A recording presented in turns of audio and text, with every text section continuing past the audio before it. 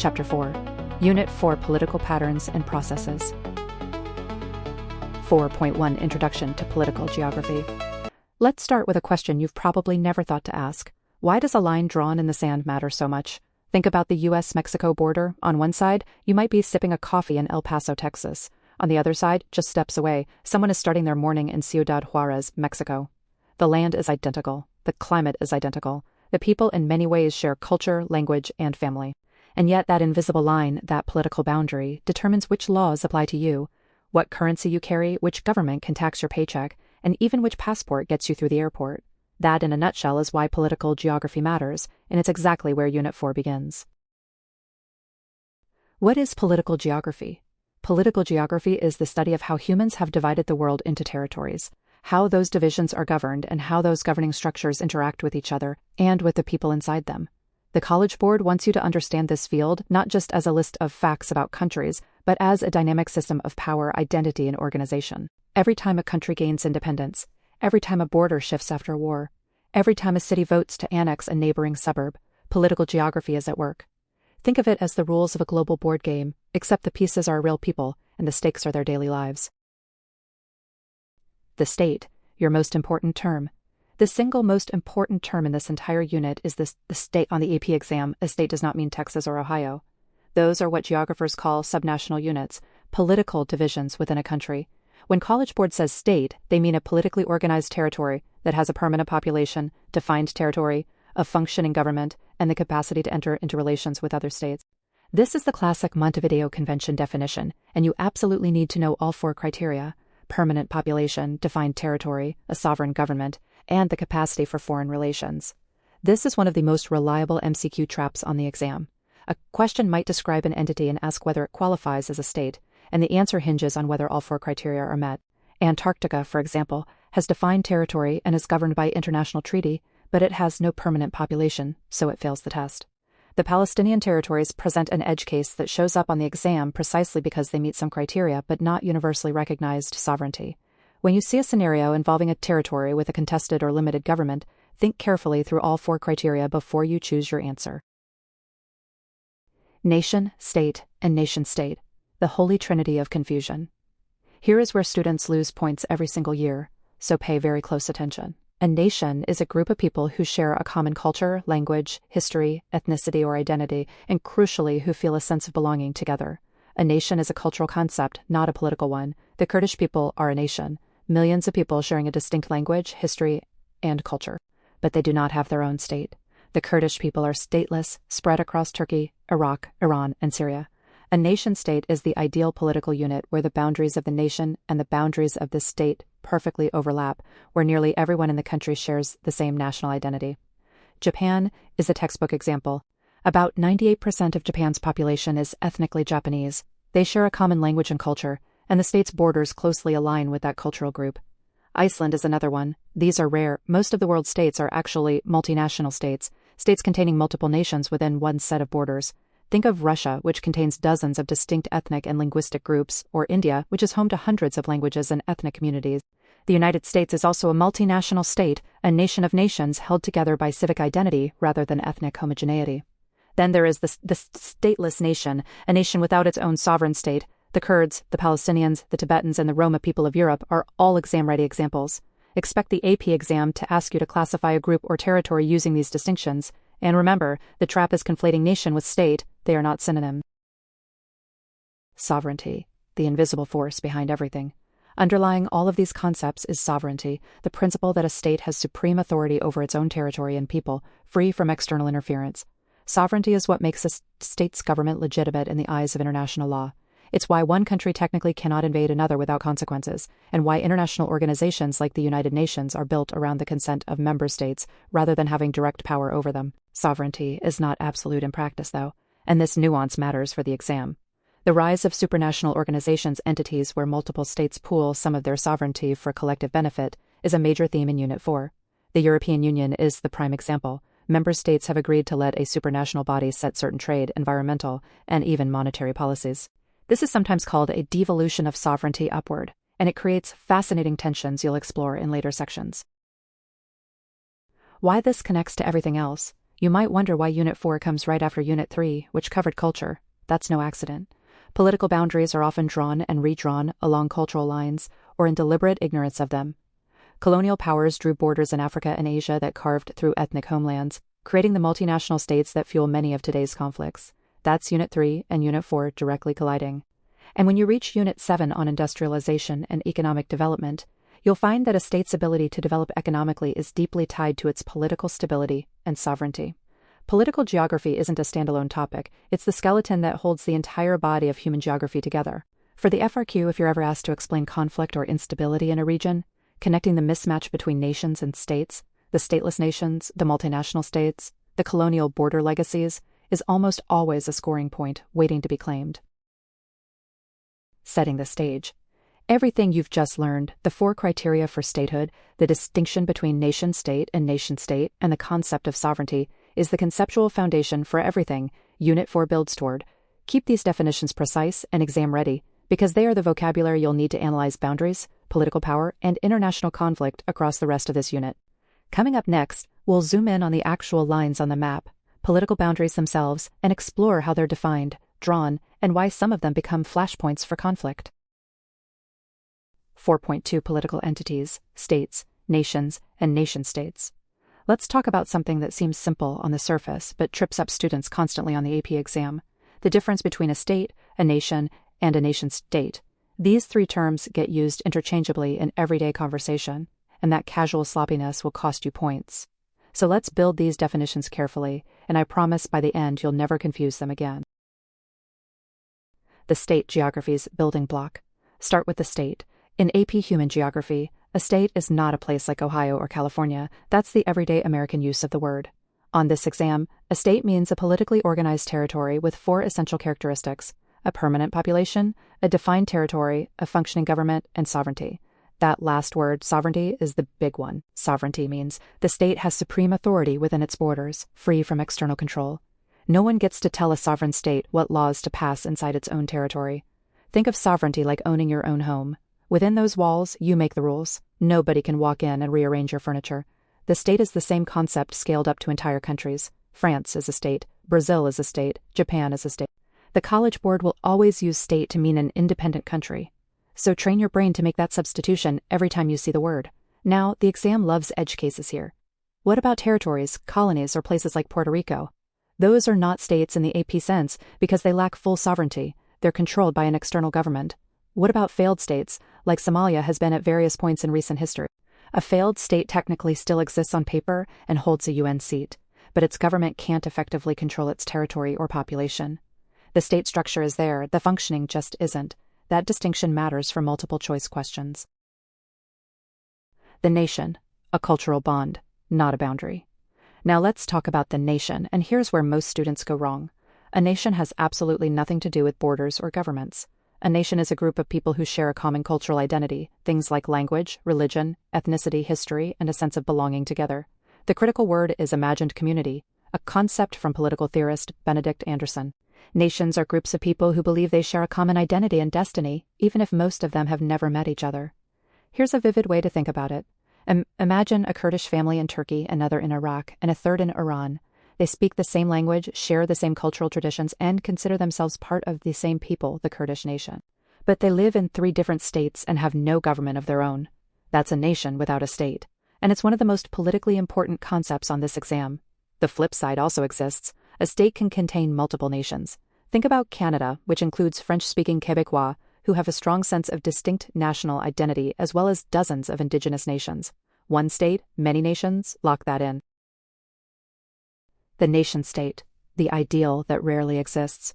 Now combine the 2 concepts and you get the nation-state, a state whose territorial borders align closely with the cultural boundaries of a single nation. The nation-state is essentially the holy grail of political organization in this unit.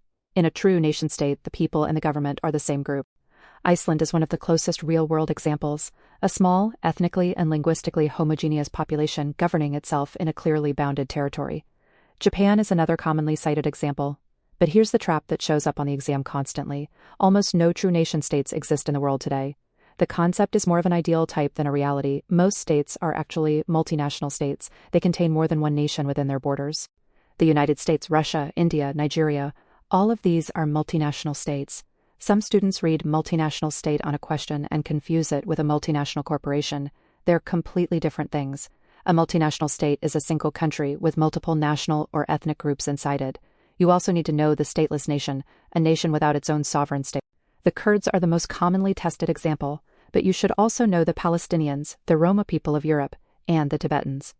These groups have national identities, but no internationally recognized state to call their own, which creates enormous political tension and is the source of many separatist movements around the world.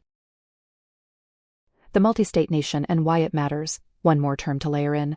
The multi-state nation. This describes a nation whose people are spread across multiple states. The Arab world is a classic example. Arab people with shared language and cultural heritage are spread across more than 20 states. The ethnic Russian population spread across Russia and several neighboring post-Soviet states is another. During the Cold War, Germany was a multi-state nation, one German people divided into two separate states, East and West Germany, before reunification in 1990. On the FRQ, if you're asked to define and distinguish these terms, the College Board rubric is looking for precision. Don't just say a nation is a group of people, you need to specify shared cultural identity. Don't just say a state is a country, you need sovereignty and defined territory in there. Every definition needs its essential characteristics spelled out. Connections across the course. This vocabulary is foundational for everything else in Unit 4. When you get to centripetal and centrifugal forces, those are literally forces that hold nations together or pull them apart. When you study devolution and supranationalism, you're studying what happens when nation-states give up sovereignty or when stateless nations try to acquire it. The Israeli-Palestinian conflict, the breakup of Yugoslavia, Scottish independence movements, Catalan separatism in Spain. All of these make zero sense without this vocabulary firmly in place. This topic also connects back to Unit 3's cultural geography. The very things that define a nation, language, religion, ethnicity are the cultural patterns you mapped in that unit. Now you're seeing what happens when those cultural patterns collide with political borders. One last common trap. Students sometimes think sovereignty is all or nothing, but modern geographers recognize that it's more of a spectrum. International organizations, economic interdependence, and military alliances all chip away at absolute sovereignty in ways the exam will ask you about later in this unit. With these definitions locked in, you're ready to look at exactly how states arrange and organize themselves in space, which takes us right into the shapes, sizes, and boundaries of states in the next section. 4.3 Stateless nations and multinational states. Setting the stage, what's the difference? Let's start with a thought experiment. Imagine you belong to a distinct cultural group. You share a language, a history, traditions, maybe a religion. But the land your ancestors lived on has been divided up among several countries that don't especially care about your identity. You're a people without a state. Now flip it. Imagine a single country whose borders were drawn by outside powers, lumping together dozens of ethnic groups who have little in common and sometimes actively distrust each other. That's one state, many nations. These two scenarios are at the heart of Section 4.3, and once you truly feel the distinction, the AP exam questions on this topic become much easier to navigate. The College Board wants you to be precise here. A nation is a group of people who share a common cultural identity, language, ethnicity, religion, history, or some combination thereof. It is a cultural concept. A state is a politically organized territory with a recognized government, defined borders, a permanent population, and sovereignty. It is a political concept when a nation and a state perfectly overlap when one cultural group controls one sovereign territory. Geographers call that a nation-state. Japan is the classic example. The Japanese nation and the Japanese state are very nearly coextensive. But here's the critical insight that drives this entire section. True nation-states are actually quite rare. Most of the world's political map is messier than that. Stateless nations. A people without a country. A stateless nation is exactly what it sounds like. A nation, a culturally defined group of people that does not have its own sovereign state. The Kurds are the example. College Board loves, and for good reason, with somewhere between 25 and 35 million people, the Kurds represent one of the world's largest stateless nations, spread across Turkey, Iraq, Iran, and Syria. They have a distinct language, a rich cultural tradition, and a strong sense of shared identity, but no internationally recognized state to call their own. Every time you see a question about stateless nations on the AP exam, the Kurds should come to mind immediately as your anchor example. Other stateless nations worth knowing include the Palestinians, whose political situation involves ongoing territorial disputes and a complex relationship with international recognition, the Tibetans, whose homeland is administered by China, and historically, the Zionists, though that case resolved when Israel was established in 1948, which is actually a useful reminder that stateless nation status is not permanent. Nations can achieve statehood. When they do, geographers pay attention. Why does stateless nation status matter politically? Because the desire of a nation to have its own state is the engine behind nationalism and, specifically, self-determination, the principle that nations have the right to govern themselves. Self-determination is a concept that connects directly back to Unit 4's broader discussion of political power and sovereignty, and it threads forward into topics like devolution, which you'll encounter in Section 4.4. When a stateless nation pushes hard enough for independence, you get separatist movements, and sometimes you get entirely new states. Multinational states, one country, many peoples. Now let's flip the lens. A multinational state is a single sovereign state that contains two or more nations within its borders. Think of it as a political container holding multiple cultural groups. The former Soviet Union was perhaps the most dramatic example in modern history. It encompassed dozens of distinct ethnic and linguistic groups under one flag. And when it collapsed in 1991, it fractured along many of those national lines, producing 15 new independent states. That fragmentation is itself a case study in how national identity can overwhelm political structure. Today, good examples of multinational states include Russia, which still contains over 100 recognized ethnic groups, Canada, with its French-speaking Quebecois and Indigenous nations alongside English Canada, and the United Kingdom, which contains English, Scottish, Welsh, and Northern Irish national identities. The ongoing push for Scottish independence is a live example of how national identity within a multinational state creates political tension. Belgium, split between Flemish and Walloon communities, is another favorite on AP exams precisely because it shows how linguistic division can nearly paralyze a government. Here's an analogy that might help you hold this concept. Think of a multinational state like a shared apartment where the roommates didn't choose each other. They were assigned by a landlord, often a colonial power drawing borders. Sometimes the roommates get along fine and develop a shared identity over time. Other times, the tension becomes unbearable and someone moves out, which is essentially what devolution and secession look like on a political map. The multi-state nation, don't confuse these terms. There's a third term the AP exam tests, and this is where students often lose points. A multi-state nation. This is a nation whose people and homeland territories span across the borders of multiple states. The Arab world is a classic example. Arabic-speaking people with a shared cultural heritage live across more than 20 countries. The Korean nation is split between North and South Korea. The Russian nation, ethnically speaking, extends beyond Russia's political borders into parts of Ukraine, Kazakhstan, and the Baltic states, a fact that has enormous geopolitical significance. Here is the trap students fall into on the multiple choice section. Confusing multinational state with multi-state nation. One is about a state containing multiple nations. The other is about a nation that spans multiple states. Draw these out as overlapping circles if it helps, a Venn diagram of nation and state, with different configurations for the FRQ.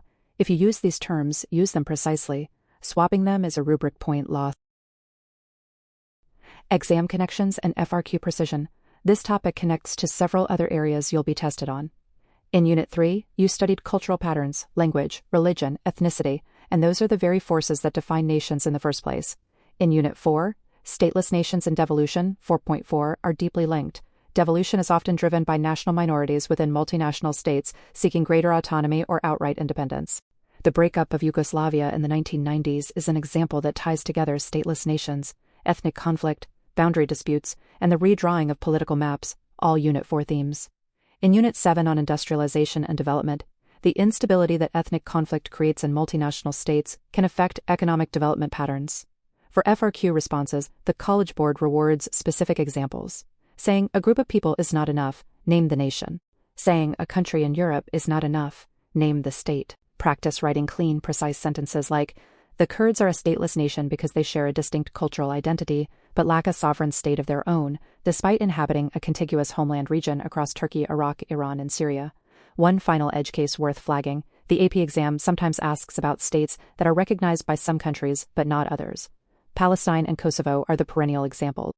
These are cases where the question of statehood itself is contested, which is distinct from being a stateless nation in the traditional sense. Read those questions carefully. With stateless nations and multinational states now firmly in your conceptual toolkit, you're ready to explore what happens when those internal pressures get strong enough to actually reshape the political map. Which brings us perfectly into our next topic, devolution, where we'll see exactly how and why states sometimes break apart from the inside out. 4.4 Sovereignty and Colonialism. What is sovereignty and why should you care? Let's start with a word that sounds like a dusty legal term but is actually the backbone of the entire world order: sovereignty. Sovereignty is the supreme authority of a state to govern itself and its territory without outside interference. Think of it like this. Imagine you own an apartment. You decide the rules, you choose who comes in, and your landlord can't just walk through the door whenever they feel like it. That's sovereignty in miniature. A sovereign state gets to make its own laws, control its own borders, and conduct its own foreign policy. For the AP exam, you need to know that sovereignty is not just a theory, it's a legal and political claim that shapes every border dispute, every United Nations vote, and every conflict you'll read about in the free response question section.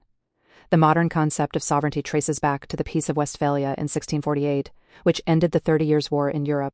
This treaty essentially said rulers control their own territories, and other rulers should stay out of each other's business. This Westphalian model of sovereignty is what College Board expects you to understand as the foundation of the contemporary state system. Every time you hear about violations of national sovereignty, like one country invading another, the world is reacting against this foundational principle. Here's the critical nuance the exam loves to test. Sovereignty is a claim, not a guarantee. A state can declare itself sovereign, but that sovereignty has to be recognized by other states to matter on the international stage. This is why the question of recognition is so politically loaded. Taiwan, for example, functions in almost every way like a sovereign state. It has its own government, military, currency, and foreign policy. But because most countries formally recognize the People's Republic of China's claim that Taiwan is part of China, Taiwan's sovereignty is deeply contested. That tension between de facto sovereignty, what's actually happening on the ground, and de jure sovereignty, what's legally recognized, is a distinction that absolutely appears on MCQs, so hold on to it. Colonialism and its geographic legacy. Now, let's talk about colonialism because you cannot understand the current map of the world without it. Colonialism is the practice by which a powerful state extends its control over a weaker territory, exploiting its resources, labor, and land for the benefit of the colonizing power. From roughly the 1400s through the mid-20th century, European powers, Portugal, Spain, Britain, France, the Netherlands, Belgium, and others, carved up Africa, Asia, the Americas, and Oceania into colonial empires. Here's the analogy that makes this stick. Imagine a group of strangers walking into someone else's house, rearranging all the furniture, setting their own rules, and then leaving decades later, but leaving the furniture in all the wrong places. That's roughly what colonialism did to entire continents. The borders that colonial powers drew rarely reflected the ethnic, linguistic, religious, or cultural realities on the ground. They were drawn for administrative convenience, to divide competing European interests, or simply by someone with a ruler and a map in an office in London or Brussels. The most dramatic example of this is the Berlin Conference of 1884 to 1885, also called the Scramble for Africa. European powers sat down without a single African leader in the room and divided the continent into colonies, straight-line borders, what geographers call geometric boundaries cut right through ethnic homelands, separated families and lumped together groups with deep historical rivalries.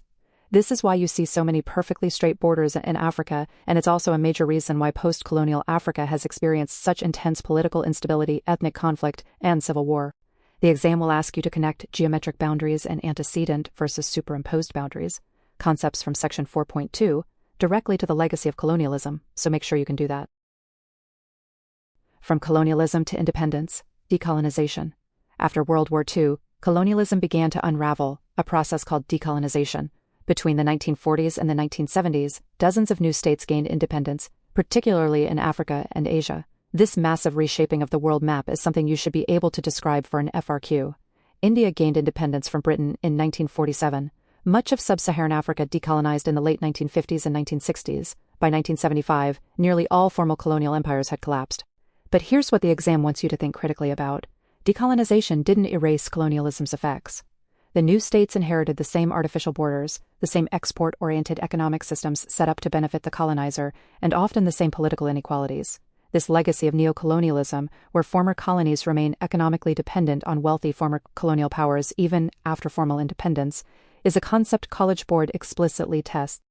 Neocolonialism happens through trade relationships, debt structures, and the influence of multinational corporations, not through military occupation. It's colonialism's shadow without colonialism's flag. Stateless nations and the sovereignty trap. One of the trickiest MCQ traps in this section is confusing a state with a nation, remember. A state is a political unit with sovereignty and territory. A nation is a group of people who share a cultural identity. A nation-state is when those two things line up, like Iceland, where nearly the entire population is Icelandic in both political and cultural terms. But many nations lack their own state. The Kurds, spread across Turkey, Iraq, Iran, and Syria, are the textbook example of a stateless nation, one of the largest ethnic groups in the world without a sovereign homeland. Exam writers love this distinction, so be precise. Calling the Kurds a stateless nation is correct. Calling them a country is wrong. Connecting to the rest of the course. Sovereignty and colonialism don't live in a bubble. They connect to nearly every other unit in this course. When you study population distribution in Unit 2, you're partly explaining where colonizers forced people to settle. When you analyze economic development in Unit 7, the wealth gap between the global north and global south is inseparable from colonial extraction. In Unit 5, the agricultural systems of the developing world reflect cash crop monocultures imposed by colonial economies. Even Unit 3's cultural geography, why English and French are spoken across Africa, points directly back to this section. For FRQ scoring, remember that College Board rewards specificity. Don't just say colonialism hurt Africa. Name a specific boundary, a specific conference, a specific country, and explain the mechanism. Show the grader you understand the how and the why, not just the what. As you move into the next section on challenges to sovereignty, you'll see that the forces of globalization, supranationalism, and devolution are constantly testing the very Westphalian order we just built up, so keep that framework fresh in your mind. 4.5 Types of boundaries: geometric, physical, cultural. Let's talk about one of the most visually satisfying topics in all of AP Human Geography, the lines that divide the world. Pull up a political map and just look at it for a moment. Some borders zigzag with rivers, hug mountain ranges, or trace the edges of lakes. Others are razor straight, cutting across continents like someone dragged a ruler across the page. And some seem to follow no visible feature at all, but somehow they still make sense once you understand the cultural logic behind them. That variety isn't random. It tells a story about how and when those borders were drawn, and for the AP exam you need to be fluent in reading that story. The 3 categories you must know cold. The College Board organizes political boundaries into 3 types: geometric, physical, also called natural, and cultural. Think of these as 3 different philosophies for answering the question, where should we draw the line? Geometric boundaries are the ones that look like someone with a protractor just went to town. They're defined by mathematical constructs, latitude and longitude lines, or straight line surveys, with no reference to what's actually on the ground. The classic example you need to have memorized is the 49th parallel, which forms most of the border between the United States and Canada, from Minnesota to the Pacific coast. Look at it on a map, and it's startlingly straight. Nobody was following a river or a mountain range there. They were following a line of latitude. Similarly, much of the U.S.-Mexico border along the southern edge of New Mexico and Arizona runs along the 31 degrees 20' parallel before the Rio Grande takes over. The AP exam loves geometric boundaries in the context of Africa. When European powers carved up the continent at the Berlin Conference of 1884 to 1885, the event geographers call the Scramble for Africa, they drew boundaries almost entirely based on geometric lines and whatever European spheres of influence they could agree on in a conference room in Germany. They weren't consulting with African peoples, they weren't following cultural or ethnic boundaries, and they often weren't even using accurate maps. The result? Borders that cut right through the middle of ethnic groups, language communities, and traditional territories. This is the foundational reason why you'll see so many perfectly straight lines across Africa today. And it's directly connected to the concept of consequent versus antecedent boundaries, which we'll get to in just a moment. Physical, natural boundaries use features of the physical landscape to define political space. Rivers, mountain ranges, lakes, deserts, and coastlines all qualify. The logic feels intuitive. If there's already a natural barrier there, why not make it the border? The Rhine and Danube rivers served as boundaries of the Roman Empire. The Himalayan mountain range separates India from China and Nepal. The Rio Grande River defines a significant stretch of the U.S.-Mexico border. The Pyrenees Mountains neatly separate Spain from France. Here's where you need to be careful on the MCQ, though, because physical boundaries sound permanent and stable, but they're actually not. Rivers migrate. The Rio Grande has shifted course over time, which has caused genuine diplomatic disputes between the U.S. and Mexico about which side of the old versus new channel the border sits on. For the AP exam, understand that physical boundaries can seem natural but still cause conflict. They're not automatically peaceful just because geography made them. Cultural boundaries are drawn to align with human geographic features: language, religion, ethnicity, or nationality. These are sometimes called ethnographic boundaries. The boundary between Pakistan and India was drawn in 1947 during the partition of British India, with the general though imperfect intention of separating Muslim-majority regions into Pakistan and Hindu-majority regions into India. The boundary between North and South Korea at the 38th parallel started as a geometric line, but carries enormous cultural weight because it now divides a culturally and linguistically unified Korean people. Language boundaries in Europe, like those separating French, German, and Italian-speaking regions of Switzerland, are examples of cultural logic at work. Antecedent, subsequent, superimposed, and relic, the four-type framework. The AP exam also tests you on a secondary classification system that describes boundaries by their relationship to human settlement. You must know all four. An antecedent boundary is one drawn before significant human settlement in an area. The word itself gives you the clue. Antecedent means coming before. The boundary between the United States and Canada through much of the Pacific Northwest was established before large-scale European settlement, so it didn't have to negotiate with existing communities. An antecedent boundary is almost always also geometric, and that's an important connection to hold on to. A subsequent boundary evolves alongside the cultural landscape. It's drawn after people have settled an area, and it attempts to reflect existing cultural patterns, language, religion, ethnicity. The boundary between France and Germany has shifted multiple times throughout history, generally following the cultural and linguistic divide between Romance and Germanic-speaking populations. Subsequent boundaries are often cultural boundaries, and that pairing is a common MCQ pattern. A superimposed boundary is drawn by an outside power with little or no regard for the existing cultural landscape. This is the category that explains Africa most directly. European colonizers imposed their geometric lines on a continent of complex, pre-existing societies. Superimposed boundaries frequently cause conflict because they create states that contain rival ethnic or religious groups who have no unifying identity as a nation. This directly connects to the concept of a stateless nation and multinational states, which you studied in sections 4.1 and 4.2. A relic boundary is one that no longer functions as an official political border but still influences the landscape and culture. The former boundary between East and West Germany, gone since reunification in 1990, still shows up in voting patterns, economic data, and even satellite images of lighting at night. When the AP exam shows you a boundary that once existed but doesn't anymore, yet still shapes human geography, that's a relic boundary. The traps, the connections, and the FRQ points. The most common MCQ trap is confusing physical with antecedent. Remember, physical describes what the boundary follows, a landscape feature. Antecedent describes when it was drawn relative to settlement. A river boundary can be subsequent if it was drawn after people settled along it. Those are different classifications entirely, and mixing them up is one of the most reliable ways to lose a point. For FRQ responses, College Board rubrics reward precise terminology. Don't write a boundary following a river, write a physical boundary using the river as a natural boundary feature.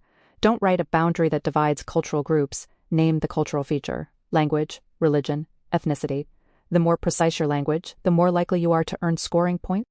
This topic connects directly to Unit 4's discussion of territorial morphology, centripetal versus centrifugal forces, and ethnic conflict within states, because the type of boundary a state has often determines how unified or fractured its population is. It also feeds directly into your understanding of colonialism in Unit 3 and the cultural landscape concepts from Unit 2. With a firm grip on how and why boundaries are drawn, you're ready to explore what happens when those boundaries create tension. And that's exactly where the next section on boundary conflicts and evolution takes us. 4.6 Consequent, Subsequent, and Antecedent Boundaries. Setting the stage, why boundaries matter. Imagine you and your roommate are about to divide a shared bedroom. How you draw that line down the middle says everything about your relationship. Do you draw it before anyone moves in, splitting the space evenly without considering where the furniture already sits? Do you draw it after you've both settled in, carefully weaving around each other's stuff? Or do you draw it specifically because you two have completely different tastes?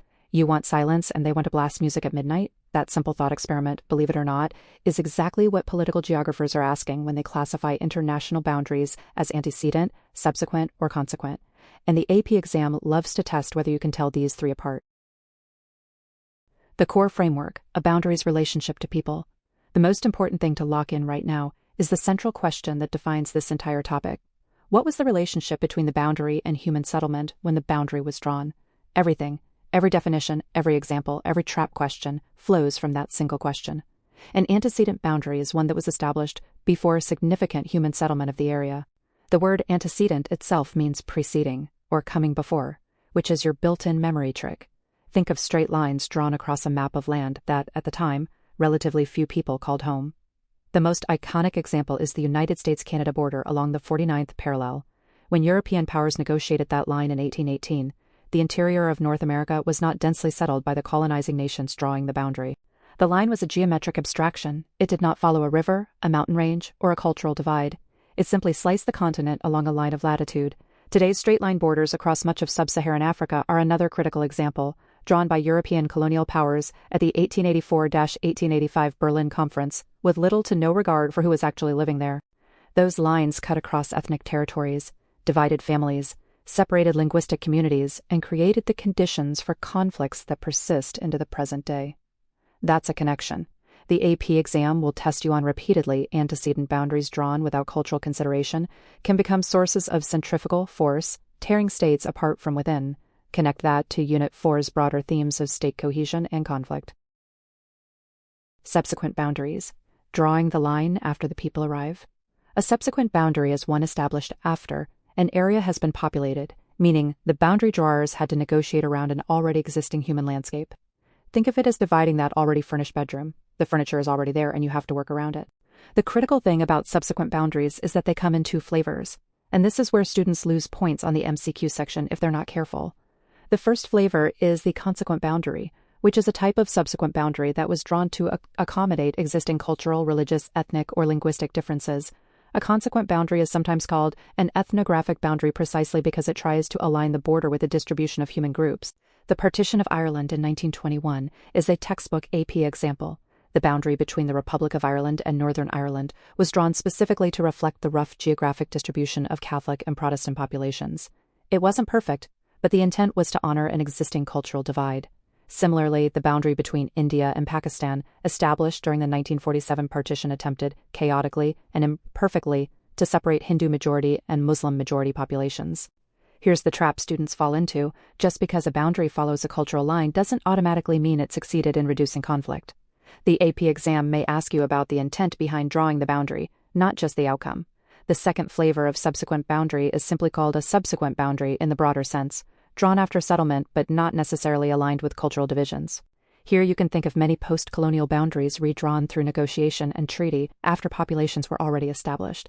The key distinction to keep straight for the exam is this: all consequent boundaries are subsequent, but not all subsequent boundaries are consequent. Subsequent is the broad category. Consequent is the specific subset defined by its attempt to match cultural geography. The geometric versus the organic. How to draw this on the FRQ. If an FRQ asks you to illustrate or describe these boundary types, you need to be ready. Picture a simple map with shaded regions representing two different cultural or ethnic groups. An antecedent boundary would appear as a perfectly straight line, geometric, indifferent, cutting right through the middle of one cultural group's territory without a second thought. A consequent boundary, by contrast, would look jagged and organic, winding along the natural edge of where one cultural region transitions into another, like a river of ink following a cultural shoreline. There's no formula or mathematical equation for these boundary types. The test you're applying is conceptual and definitional, but if you're sketching a diagram, that contrast between the straight geometric line and the culturally contoured line is exactly what AP graders are looking for in a visual response. Relic boundaries and the common confusion. One more concept lives in this neighborhood that you need to distinguish carefully: the relic boundary. A relic boundary is one that no longer functions as an official political border, but whose influence still shapes the cultural, economic, or physical landscape. The former boundary between East and West Germany is the classic example. The Berlin Wall fell in 1989, but economic and social differences between the two regions persisted for decades afterward. Students frequently confuse relic boundaries with the three main types, so remember: antecedent, subsequent, and consequent describe how a boundary relates to human settlement at the time it was drawn. A relic boundary describes what happens after a boundary stops functioning politically. These are different dimensions of analysis entirely. Exam traps and scoring points. The single most common MCQ trap is conflating subsequent and consequent. Remember, subsequent is the parent category, consequent is the child. If a question describes a boundary drawn to reflect religious differences between two populations, that is specifically consequent, not merely subsequent. Another common trap is assuming that antecedent boundaries are always straight lines. The 49th parallel is straight, yes, but an antecedent boundary could theoretically follow a river that existed before settlement arrived. What makes it antecedent is the timing relative to settlement, not the shape. Finally, when you see any mention of colonial-era African or Asian borders on the exam, your default instinct should be antecedent. Those were almost universally drawn before the colonizing powers had deeply settled those regions, and they ignored indigenous cultural geographies entirely. For FRQ responses, scoring rubric points will almost always require you to define the term, provide a specific real-world example, and explain the geographic significance. So practice chaining those three elements together every time you use one of these terms. With a solid grasp of how boundaries are classified by their relationship to human settlement, you're perfectly positioned to explore what happens when those boundaries stop working, which brings us directly into the forces of devolution and the ways political boundaries can fracture under cultural and political pressure. 4.7 Boundary Disputes and Conflicts. Let's talk about something that has started wars, split families, and reshaped the world map more times than you can count: boundary disputes. If you've ever had a fight with a sibling over who owns which side of a shared bedroom, you already understand the basic human impulse behind everything in this section. The stakes are just a little higher when we're talking about nations. What is a boundary dispute? A boundary dispute occurs when two or more states disagree about the location, function, or legitimacy of a shared boundary. The College Board wants you to know 4 specific types of boundary disputes, and distinguishing between them is one of the most common MCQ traps on the exam. Students mix these up constantly, so let's walk through each one carefully. A definitional dispute is a conflict over the legal language that describes where a boundary sits. Think of it like two neighbors arguing over what their property deed actually says. The document exists, but both sides interpret the wording differently. The classic example here is the Beagle Channel dispute between Argentina and Chile, where both countries argued for decades over how the original boundary treaty language defined the channel's boundaries. The key word for you to remember is legal text. Definitional disputes are about the written agreement itself. A locational dispute happens when both sides agree on the definition but disagree on where that boundary actually falls on the ground. Imagine you and your neighbor agree the fence should sit along the property line, but you can't agree on where that line physically is on the land. The dispute between Cameroon and Nigeria over the Bakassi Peninsula is a great example. It went all the way to the International Court of Justice before being resolved. On the exam, when you see a question about measuring or surveying boundary placement, think locational. An operational dispute is about how a boundary functions day to day. Both countries might agree exactly where the line is, but they fight about what the rules are for crossing it. Think trade, migration, or resource extraction. The U.S.-Mexico border generates endless operational disputes over immigration enforcement policy. Remember, operational disputes are about the management of the boundary, not its location. Finally, an allocational dispute is specifically about natural resources that straddle or sit near a boundary. This is the one students most often forget. Picture an oil field that sits beneath the ground on both sides of a border. Who owns how much? The South China Sea is the ultimate AP exam example here, where overlapping claims from China, Vietnam, the Philippines, Malaysia, and others revolve almost entirely around access to fisheries, oil, and natural gas. When you see resources in a boundary question, think allocational. Antecedent, subsequent, superimposed, and relic boundaries. This connects directly back to what you learned in section 4.5 about boundary types, and the AP exam loves to test this connection. Superimposed boundaries, those drawn by outside powers with little regard for the existing human geography, are the single biggest driver of allocational and definitional disputes worldwide. The Berlin Conference of 1884 to 1885, where European powers carved up Africa, created boundaries that cut through ethnic homelands, linguistic regions, and tribal territories. The resulting disputes have fueled conflicts across sub-Saharan Africa for over a century. When an FRQ asks you to explain why a region experiences persistent conflict, connecting superimposed boundaries to ethnic tension is almost always worth a rubric point. The role of geometric versus physical boundaries. Here's another edge case the exam loves to test. Physical boundaries, those drawn along rivers, mountain ranges, or lakes, seem stable, but rivers actually move over time through a process called lateral erosion. The Rio Grande, which forms part of the U.S.-Mexico border, has shifted course repeatedly, creating small pockets of land on the wrong side of the border. These are called exclaves on a small scale, and they generate locational disputes. If a question mentions a river boundary and asks what type of dispute might arise from natural landscape change, you're looking at a locational dispute caused by physical geography. A classic trap answer would be allocational, because water is involved. But remember, allocational means resources, not location change. Conflict and irredentism.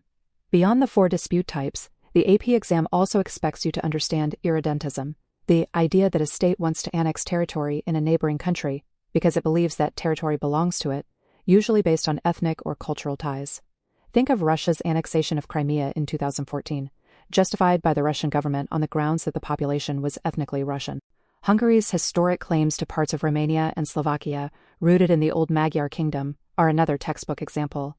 Irredentism is not just a boundary dispute, it's a politically charged claim of cultural ownership, and it frequently appears alongside the concepts of nationalism and devolution you studied earlier in this unit. Connecting to the bigger picture. This topic ties directly into Unit 4's broader themes of political power and territorial organization, but it also reaches into Unit 3, cultural patterns, and Unit 7, industrialization and development. Boundary disputes in the developing world often correlate with economic underdevelopment, as persistent conflict discourages foreign investment and disrupts trade networks, making allocational disputes over resources even more devastating. When writing FRQ responses, connecting boundary conflict to economic consequences demonstrates the kind of geographic reasoning that earns full credit. Exam strategy and common traps. For MCQs, the single most important skill is matching the type of dispute to the nature of the disagreement. Ask yourself, is the fight about wording, definitional, measurement, locational, rules, operational, resources, allocational? The exam frequently gives you a scenario and asks you to identify the type. Don't let surface details distract you. A question about fishing rights in a disputed sea zone is allocational, even if you could also argue there's an operational element to enforcement. For FRQs, always define your terms before applying them. If you write, "This is an allocational dispute," follow immediately with a sentence explaining what that means, and then a sentence applying it to the specific example in the prompt. That three-part structure, define, explain, apply, mirrors what AP rubrics consistently reward. As you move into the next section, you'll see how the dynamics of boundary disputes connect to one of geography's most powerful forces: the ways that ethnic, linguistic, and religious diversity within states can pull nations apart from the inside, the concept of centrifugal forces, and the ongoing tension between unity and fragmentation. 4.8 Shapes of states and their implications. Why shape matters. Imagine trying to govern a country shaped like a stretched rubber band, where one end is thousands of miles from the other, and the middle is pinched so thin that enemies could sever your nation in two with a well-placed roadblock. Sound extreme? That's actually a fair description of Namibia, or historically the challenges faced by countries like Chile and the Democratic Republic of Congo. The physical shape of a state is not just a cartographic curiosity, it profoundly influences how effectively a government can defend its territory, maintain internal communication, project political power, and even hold itself together as a unified entity. For the AP exam, you need to know the 5 classic state shapes, what each implies for governance and defense, and how to identify real-world examples of each. Let's walk through them together. The 5 shapes of states. The College Board recognizes 5 distinct shapes, and you will almost certainly see at least one of them appear on your multiple-choice section, often paired with a map excerpt or a description you need to match. The first is the compact state. Picture a circle or something close to it, a state where every point on the border is roughly equidistant from the capital at the center. Poland, Uruguay, and Kenya are classic examples. The key implication here is efficiency. Communication lines are short, armies can mobilize quickly from the center outward, and the government can administer all regions with relative ease. Think of it like a pizza. The center can reach every slice with the same effort. Compact states are generally considered the most politically and militarily manageable shape, and that's a key fact for both MCQs and FRQs. The second shape is the elongated state. Here the state is long and narrow. Think of Chile, stretching nearly 2,700 miles from north to south, but averaging only about 110 miles wide. Norway and Vietnam are also elongated. The governance challenge is obvious. The capital has a much harder time maintaining contact with distant extremities. Regional identities can diverge sharply because of environmental and cultural differences along the length of the country, and military defense becomes problematic because the long borders are difficult to monitor uniformly. On the AP exam, if you see a question asking which shape creates the most internal communication challenges, elongated is almost always the answer. Third is the prorupted state, sometimes called a protruded state. This is essentially a compact state with one significant extension jutting out from the main body. Thailand is the textbook example, with its long peninsular tail extending south toward Malaysia. Namibia also qualifies with its Caprivi Strip reaching eastward. These extensions are almost always strategic. They might provide access to a river, a coastline, a trade route, or resources. A common MCQ trap here is confusing prorupted states with elongated ones. The key distinction: prorupted states have one prominent extension off a generally compact core, while elongated states are long overall, with no real main body to speak of. If you see a map that looks like a round country with an arm reaching out, that's prorupted. The fourth shape is the fragmented state. This is a state whose territory consists of 2 or more pieces separated by water, another country, or some other physical barrier. The Philippines and Indonesia are classic examples, archipelago nations made up of thousands of islands. But fragmentation doesn't require water. Azerbaijan has the Nakhchivan exclave separated from its main body by Armenia.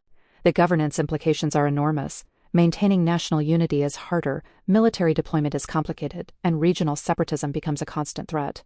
This connects directly to your Unit 4 discussion of centrifugal forces, Fragmented states are structurally prone to them.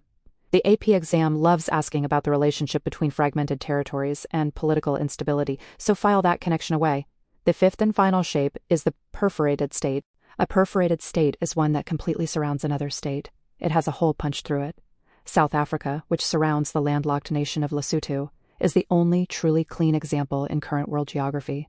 The implications cut both ways. The surrounding state has enormous leverage over the encircled one, controlling access to trade, resources, even basic supplies, while the encircled state, called an enclave, is extraordinarily vulnerable. This is a favorite AP concept because it blends political geography with economic dependency in a very visible way. Enclaves and exclaves, don't mix them up. Speaking of which, you must know the difference between an enclave and an exclave, because confusing them is one of the most common student errors on this exam. An enclave is a territory entirely surrounded by another state. Lesotho is an enclave of South Africa.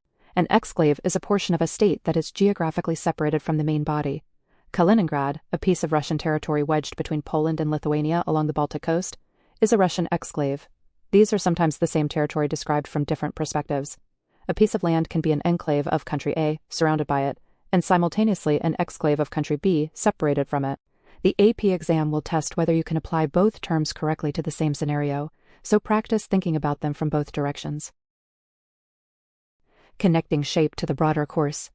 State shape doesn't exist in isolation, it threads through multiple units. In Unit 4, you've already seen how shapes relate to boundary conflicts and sovereignty, but shape also connects to Unit 3, cultural patterns, because elongated and fragmented states frequently struggle with maintaining cultural cohesion across their territories. It connects to Unit 7, industrialization and development, because compact states tend to have lower infrastructure costs per capita, giving them a development advantage. And when you study supranationalism or political instability, remember that fragmented and elongated states are disproportionately represented among nations that have experienced civil conflict. The geography itself creates fault lines. Exam tips and common traps. For FRQs, if you're asked to explain how a state's shape affects its governance, structure your answer around 3 ideas: communication efficiency, military defensibility, and administrative control. Examiners want you to connect the shape explicitly to these functional implications. Don't just name the shape and walk away. For MCQs, watch out for answer choices that describe the Caprivi strip and ask you to identify the state type. Students often choose elongated because the strip looks long and thin, but the correct answer is prorupted because that strip extends from an otherwise compact Namibian core. Similarly, don't confuse a perforated state with a fragmented one. Perforated states fully surround another sovereign nation, while fragmented states are simply divided among non-contiguous pieces of their own territory. One more precision point. The AP exam uses these 5 terms, compact, elongated, prorupted, fragmented, and perforated, as the standard vocabulary. Make sure you're spelling and applying them exactly as College Board does, because FRQ graders are looking for precise terminology. With the physical shape of states firmly in your toolkit, you're now ready to explore how states actually define and defend their edges, which brings us naturally into the world of political boundaries, their types, and the conflicts that erupt when borders and people don't quite align. 4.9 Centripetal and centrifugal forces. The glue and the wedge, understanding political cohesion. Imagine a country as a campfire. Some forces pull everyone in close, the warmth, the shared stories, the sense of belonging. Other forces push people away, the smoke, the heat, a disagreement about whose turn it is to roast marshmallows. That tension between what holds a state together and what tears it apart is exactly what this section is about. College Board wants you to understand centripetal and centrifugal forces as the fundamental engine of political stability and fragmentation, and trust me, they show up constantly on both the multiple choice and free response sections. Let's start with the vocabulary because precision matters here. A centripetal force is anything that unifies a state. It binds citizens together, reinforces national identity, and strengthens the legitimacy of the central government. The word comes from the Latin for center-seeking, which is exactly the right image. Think of it as the gravity that keeps planets in orbit. A centrifugal force, by contrast, is anything that divides or destabilizes a state. It pulls citizens away from the center, weakens national cohesion, and can ultimately lead to devolution or even state collapse, center fleeing. These aren't political opinions, they're analytical tools for explaining why some states hold together beautifully and others fracture. Centripetal forces. What holds a state together? The AP exam expects you to recognize centripetal forces across several categories, and being able to give specific examples is what separates a 3 from a 5. A shared language is one of the most powerful centripetal forces imaginable. When everyone in France speaks French, When the language itself carries the culture, history, and identity of the nation, it acts like social cement. This is why newly independent states often invest heavily in standardizing a national language. Think of how Tanzania promoted Swahili after independence as a deliberate centripetal strategy to unify over 120 ethnic groups. Religion can serve the same function.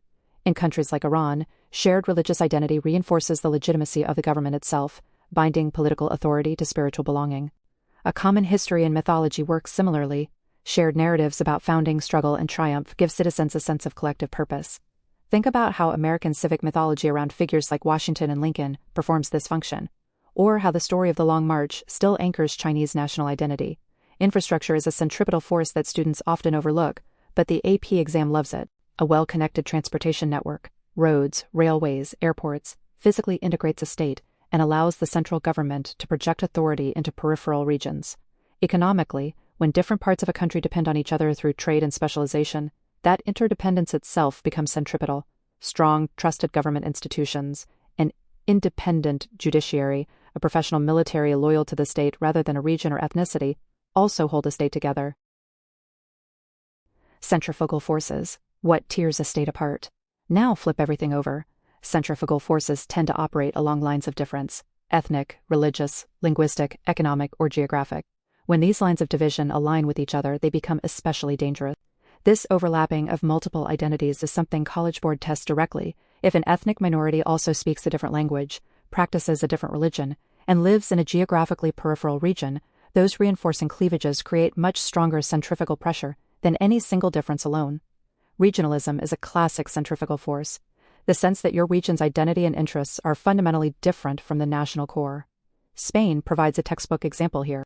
Catalonia has its own language, its own cultural identity, and historically generates significant economic output, which makes Catalans question why they should subsidize poorer regions. This combination of cultural distinctiveness and economic resentment is a recurring pattern on the exam. You'll also want to remember the concept of irredentism when a group within one state wants to join a neighboring state where their ethnic kin are a majority. Russia's actions in Crimea and eastern Ukraine involve irredentist logic, as did the unification of Germany and Italy in the 19th century. Economic inequality between regions is a centrifugal force that gets underemphasized but appears consistently on the exam. When peripheral regions feel economically exploited by the core, or when resource wealth in one region creates demands for autonomy, instability follows.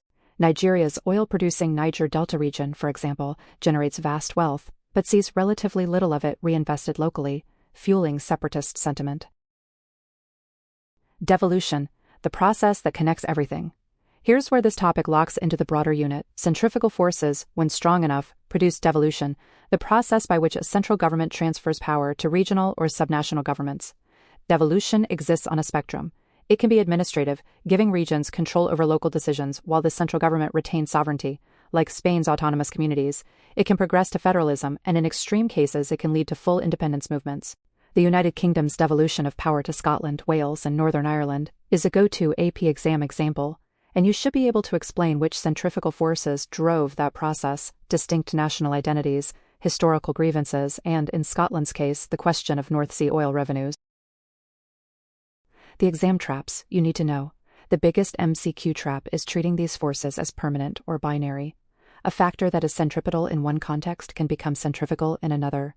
Religion binds Iran together but fractures Iraq, where Sunni, Shia, and Kurdish communities each carry distinct political identities. Always ask, centripetal or centrifugal for this specific state in this specific context? Another common trap is confusing devolution with balkanization. Devolution is a managed, often peaceful transfer of authority. Balkanization, named for the fragmentation of the Balkans after the fall of the Ottoman and Austro-Hungarian empires, implies violent, chaotic fragmentation into mutually hostile smaller units. The AP exam will sometimes describe a scenario and ask you to identify the correct term, so keep that distinction sharp. On free response questions, you earn points by doing three things: naming the specific force, explaining the mechanism by which it unifies or divides, and connecting it to a real-world example. Saying religion is a centripetal force earns nothing. Saying shared Sunni Islamic identity reinforced national cohesion in Saudi Arabia by legitimizing the ruling family's authority and creating a common cultural framework earns full credit. Be specific, explain the mechanism, give the example. This topic also connects beautifully to Unit 3's work on culture and identity, to Unit 7's discussion of development and economic inequality, and to the concepts of state sovereignty and supranationalism you'll encounter when studying the European Union. As you move into the next section, keep the centripetal-centrifugal framework in mind, because when states start making decisions about whether to cooperate across borders or withdraw into themselves, those same forces of unity and division are doing exactly the work you just learned to analyze. 4.10 Devolution and Supranationalism. Here's a tension that defines the modern political world. At the exact same moment, countries are simultaneously pulling apart and pushing together. States are breaking into smaller pieces while also joining larger clubs. That might sound contradictory, but once you understand devolution and supranationalism, you'll see they're two sides of the same coin, and the AP exam absolutely loves testing them together. Devolution, when the center cannot hold. Let's start with devolution. The College Board definition you need is this: devolution is the process by which a central government transfers powers and authority to subnational governments, regions, provinces, or other political units within the state. Think of it as the national government loosening its grip, handing decision-making down the ladder. A helpful analogy: imagine a corporation where the CEO used to make every single decision. Then one day the regional managers start demanding more autonomy, threatening to quit and start their own companies. To keep them, the CEO grants them more control over their local operations. That's devolution. The parent company still exists, but power has moved outward and downward. Now, what causes devolution? The AP exam expects you to know 3 core categories of devolutionary forces. First, there are ethnic and cultural differences. When a group within a state has a distinct language, religion, or cultural identity and feels that the central government doesn't represent them. The Basques in Spain, the Scots in the United Kingdom, and the Quebecois in Canada are your go-to examples here. Second, there are economic inequalities when a wealthy region resents subsidizing poorer areas or when a poor region feels exploited. Northern Italy's separatist Lega Nord movement drew energy from frustration that the industrialized North was financially carrying the South. Third, there are physical and spatial factors. When a territory is physically distant or separated from the core of the state, central control becomes harder to maintain. Think of how Spain governs the Canary Islands, or how the United States has historically managed territories like Puerto Rico and Guam. The most important devolution case study for the AP exam is the United Kingdom. In the late 1990s, the UK devolved significant legislative powers to Scotland, Wales, and Northern Ireland, creating the Scottish Parliament and the Welsh Synod. Scotland got the most power, including tax-varying authority, and has been pushing for full independence ever since. The 2014 Scottish independence referendum, which narrowly voted to remain in the UK, and Brexit's aftermath have kept Scottish devolution front and center. Brexit itself is a fascinating devolutionary case, the UK leaving a supranational organization, the EU, while simultaneously dealing with internal devolutionary pressure. The AP exam has used this layering of forces extensively in FRQs. Other examples to keep in mind: Catalonia in Spain, which has repeatedly sought independence, Kosovo, which declared independence from Serbia in 2008, and the breakup of the Soviet Union and Yugoslavia, which represent the extreme end of devolution, where the state itself fragments into entirely new sovereign entities. On the AP exam, be precise. Devolution doesn't necessarily mean the state breaks apart. It exists on a spectrum, from mild decentralization all the way to full independence. Supranationalism, strength in numbers. Now flip the lens. Supranationalism is when 2 or more states create or join an organization that holds authority over its member states on certain issues. The key word is above. Supra means above. These organizations operate at a level above the individual state. The most tested supranational organization on the AP exam is the European Union. The EU started as a post-World War II economic project, originally the European Coal and Steel Community in 1951, and evolved into a massive political and economic union with 27 member states. The EU has its own parliament, court system, central bank, and, for most members, a shared currency, the euro. Member states gave up significant sovereignty to join. That's the trade-off of supranationalism. You gain collective benefits, free trade, shared security, diplomatic weight, but you surrender some independent decision-making. Other supranational organizations you must know: NATO, North Atlantic Treaty Organization, a military alliance where an attack on one member is treated as an attack on all; ASEAN, Association of Southeast Asian Nations, focused on regional economic and political cooperation; NAFTA-USMCA, a trade agreement linking the US, Canada, and Mexico; the African Union; and the United Nations, the broadest supranational body of all, though its actual authority over sovereign states is limited and highly contested. The AP exam will often ask you to categorize these by their primary purpose: military, economic, political, so know the distinction. The big trap: confusing devolution with state collapse. Here's an MCQ trap you'll encounter. Devolution is a process, not always an endpoint. When the AP exam shows you Scotland getting a parliament, that is devolution, not independence. When it shows you the USSR dissolving, that's the result of devolutionary forces, taking a state all the way to fragmentation. Students lose points by saying devolution always means a state breaks apart. It does not. The state can remain intact while power is redistributed internally. Another trap: confusing supranational organizations with intergovernmental organizations where states retain full sovereignty. The UN's General Assembly is often cited here. Every member has one vote, but no member is actually bound to comply. True supranationalism involves real transfer of authority. The EU's Court of Justice can actually enforce rulings on member states. That's a meaningful distinction the AP exam exploits. Connecting to the bigger picture, devolution and supranationalism connect powerfully to earlier units. In Unit 3, you studied ethnicity, language, and religion, exactly the forces that drive devolutionary pressure. In Unit 2, population distribution matters. Sparse, isolated populations on the periphery of a state are more likely to develop separatist identities, and in Unit 7 you'll revisit these themes through the lens of economic development. Wealthy core regions resist redistribution, fueling centrifugal forces that threaten state cohesion. For the FRQ, if you're asked to explain why a region seeks autonomy or independence, always link back to a specific devolutionary force, ethnic identity, economic grievance, or spatial isolation, and then tie it to a real-world example. Rubrics reward that combination of concept plus evidence every single time. The through line here is really about the tension between the forces that hold states together, centripetal forces, and the forces that pull them apart, centrifugal forces, and that tension brings us perfectly to our next topic, the internal challenges to state sovereignty and the stability of the modern nation-state. 4.11 International Organizations: UN, EU, NATO, and others. The big idea: why do states need clubs? Imagine you move into a new neighborhood. You could try to handle every dispute with your neighbors on your own: the barking dog, the property line, the shared driveway, but that gets exhausting fast. So instead, your neighborhood forms a homeowners association. Everyone agrees to follow certain rules, pool some resources, and settle disputes through a shared process rather than screaming matches. That, in essence, is what international organizations are: formal agreements between sovereign states to cooperate on shared problems.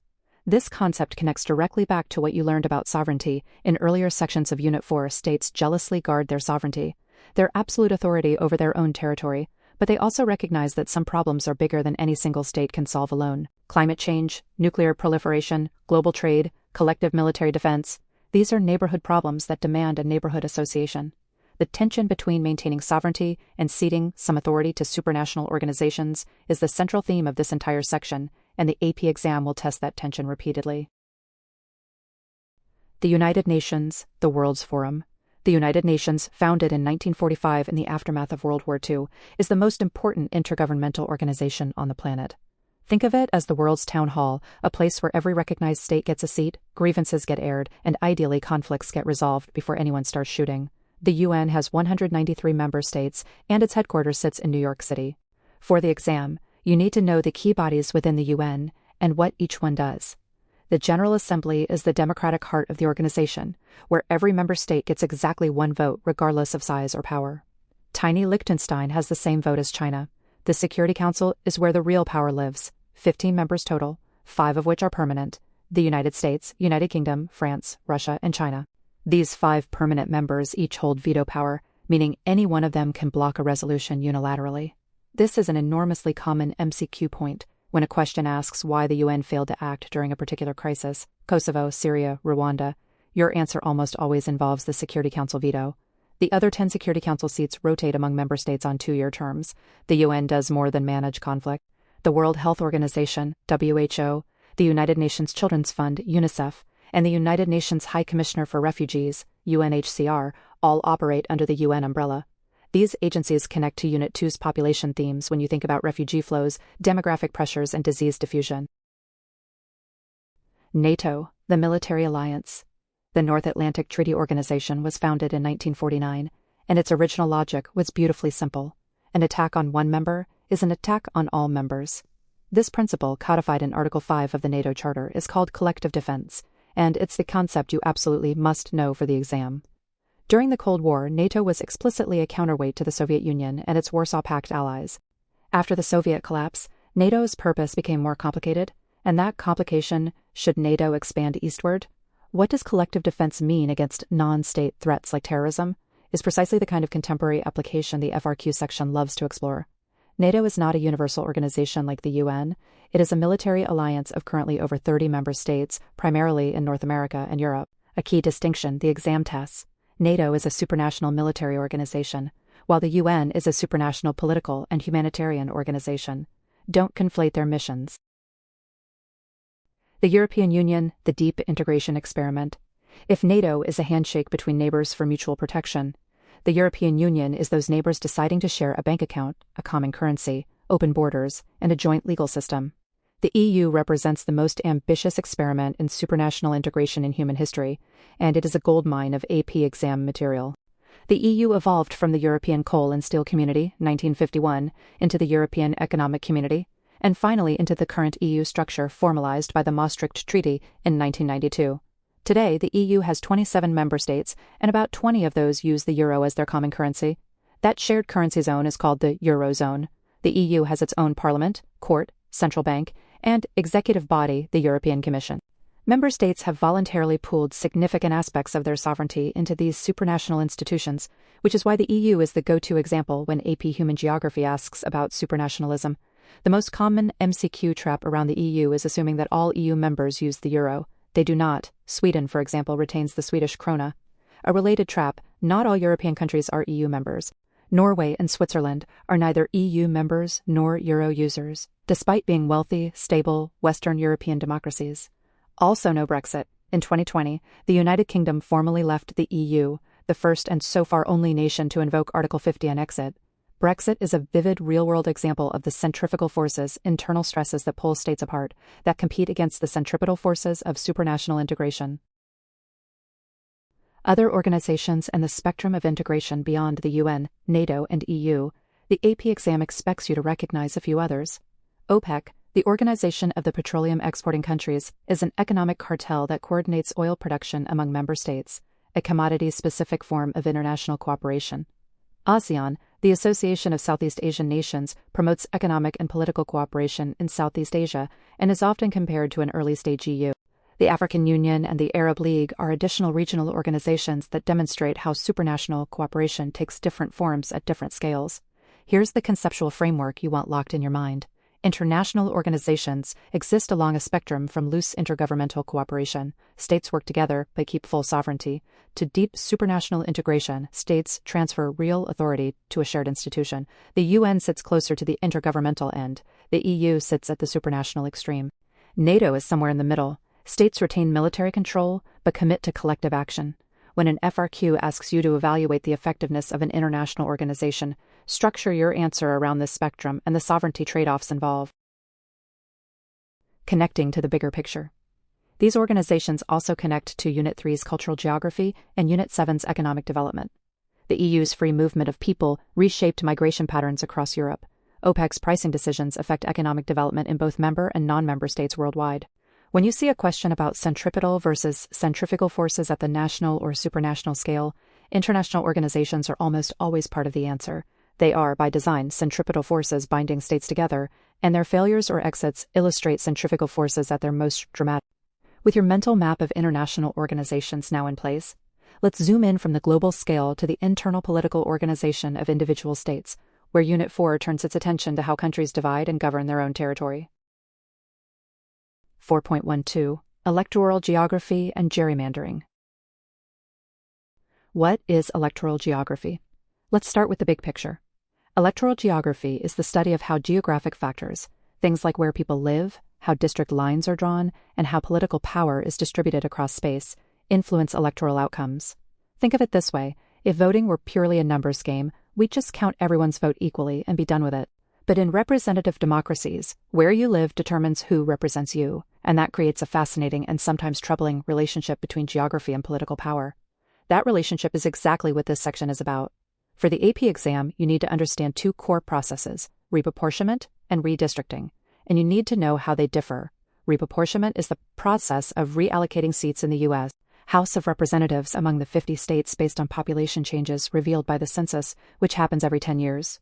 Think of it like dividing a pizza. When the population shifts, the slices get redistributed. If Texas grows faster than Michigan, Texas might gain a seat while Michigan loses one. Redistricting, on the other hand, is the process of redrawing the actual geographic boundaries of those congressional districts within a state after reapportionment. So reapportionment determines how many seats each state gets. Redistricting determines the shape of the districts that fill those seats. Here's where it gets politically charged in most U.S. states. The state legislature, controlled by whichever party won the last election, has the power to draw those district lines. That means the party in power can draw lines in ways that benefit itself. That practice is called gerrymandering, and it's one of the most important terms in this entire unit. Understanding gerrymandering. The word gerrymandering comes from a delightful piece of American political history. In 1812, Massachusetts Governor Elbridge Gerry signed a redistricting plan that created a district shaped like a salamander, a district so bizarrely contorted that a Boston newspaper cartoonist combined the governor's name with the word salamander to coin the term gerrymander. The name stuck, and the practice has been controversial ever since. Gerrymandering works through two main techniques, and the AP exam loves to test both of them. The first is packing, which means cramming as many of the opposing party's voters as possible into a single district. Yes, that district will elect the opponent's candidate, but by concentrating those voters in one place, you've wasted their votes and reduced their influence everywhere else. The second technique is cracking, which means splitting a concentrated group of opposing voters across multiple districts so they never form a majority in any single district. Combined, packing and cracking are the 1-2 punch of gerrymandering. A helpful memory trick: you pack a suitcase tight to squeeze everything in, and you crack something apart to break it up. The result of effective gerrymandering is often a district map where oddly shaped, non-contiguous, or jagged districts sneak through neighborhoods in ways that look nothing like natural geographic boundaries. On an FRQ asking you to identify gerrymandering, look for districts that seem to connect distant communities by narrow corridors, sometimes called tentacles or salamander shapes, rather than following compact, logical geographic units. Majority-minority districts. A critical concept here is the majority-minority district, which is a district deliberately drawn so that a racial or ethnic minority group forms the majority of the voting-age population. This is done to increase the likelihood that minority communities can elect a representative of their choice, which is actually required in certain cases by the Voting Rights Act of 1965. Here's the exam trap you need to avoid. Majority-minority districts look like gerrymandering. They're often oddly shaped, and they do concentrate a specific group of voters, but they serve a legally and socially distinct purpose. They're meant to enhance political representation for historically underrepresented groups, not to suppress it. The AP exam frequently asks you to distinguish between gerrymandering for partisan advantage versus majority-minority district creation for representational equity. Don't conflate them. Compactness and contiguity. Two terms you must be fluent in are compactness and contiguity. Contiguity simply means that a district must be one connected piece. You can't have a district that's split into disconnected islands. Compactness means the district should be roughly compact in shape, without strange arms, tentacles, or bizarre elongations. Courts and reformers often use compactness ratios to mathematically evaluate whether a district is suspiciously misshapen. While you won't need to calculate a specific formula on the AP exam, you should understand the concept. A district that's wildly non-compact is a red flag for gerrymandering. Picture a circle as perfectly compact and a jagged, stretched-out salamander shape as non-compact. How this connects to other units. This topic doesn't exist in a vacuum. Connect it to Unit 4's broader themes of territoriality and the organization of political space. District boundaries are, at their core, examples of how humans impose political meaning onto geographic space, which is exactly what you've been studying with borders, boundaries, and states throughout Unit 4. You should also connect electoral geography to Unit 2's population concepts. Census data drives reapportionment, which means population distribution, migration patterns, and demographic change. All Unit 2 themes have direct political consequences. When Sunbelt states like Florida and Arizona gain population, they gain political power. That's Units 2 and 4 working together. Exam traps and FRQ tips. A few more things to lock in before you move on. On multiple choice questions, be careful with the sequence. Census, reapportionment, redistricting. That order matters. Students often reverse reapportionment and redistricting, so drill that sequence until it's automatic. Also watch for questions that describe a political party drawing districts if the result protects the majority party's power. That's partisan gerrymandering. If it protects a minority group's representation, think majority-minority district. Context is everything. For free response questions, if you're asked to explain how gerrymandering affects political representation, always include both the mechanism, how lines are drawn, and the geographic consequence, which communities gain or lose power. Scoring rubrics rewards specificity. Use the terms packing and cracking explicitly. Vague answers about manipulating districts won't earn full credit. Finally, keep in mind that electoral geography is not unique to the United States. Different countries organize their legislative representation differently. Proportional representation systems, for instance, reduce the geographic distortion problem because representation is based on total vote share rather than winner-take-all districts. If an exam question asks you to compare electoral systems, that's the key contrast to draw. With the political geography of district boundaries now firmly in your toolkit, let's zoom out in the next section and explore how countries form alliances and supranational organizations, political arrangements that actually transcend national boundaries altogether. 4.13 Heartland and Rimland Theories, Mackinder and Spikeman. Let's talk about two of the most influential and frequently tested ideas in all of AP Human Geography, the kind of theories that shaped how world powers have thought about strategy, geography, and global domination for over a century. We're diving into Halford Mackinder's Heartland Theory and Nicholas Spikeman's Rimland Theory. These aren't just abstract academic ideas. They're the intellectual blueprints behind some of the biggest geopolitical decisions of the 20th century, and they show up on the AP exam with surprising regularity. The big picture. Why geography and power? Before we get into the theories themselves, you need to understand the lens through which Mackinder and Spikeman were looking at the world. Both thinkers were operating in a tradition called political geography, the study of how physical space, territory, and location shape political power. This connects directly to Unit 4's broader theme of how states acquire, maintain, and project power. Think of it like chess. The board itself matters, not just the pieces on it. Mackinder and Spikeman were obsessed with the board. Mackinder's Heartland Theory. Halford Mackinder was a British geographer who delivered his landmark paper in 1904, titled The Geographical Pivot of History. He later refined these ideas in 1919 and again in 1943. His central argument can be summarized in one of geography's most famous phrases, which you absolutely must memorize for the exam. Who rules East Europe commands the Heartland. Who rules the Heartland commands the world island. Who rules the world island commands the world. Let's unpack that, because the AP exam will ask you to interpret it. Mackinder divided the world into a set of nested geographic zones. The Heartland, also called the pivot area, refers roughly to the interior of Eurasia, encompassing much of what is today Russia, Central Asia, and parts of Eastern Europe. This is a vast, landlocked region that Mackinder believed was virtually impenetrable to sea power because it had no warm water coastline accessible to naval forces.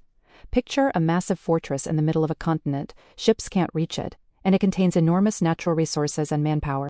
Surrounding the Heartland is the Inner Crescent, sometimes called the Marginal Crescent, which includes the coastal lands of Europe, the Middle East, South Asia, and East Asia, areas where land power and sea power compete for influence.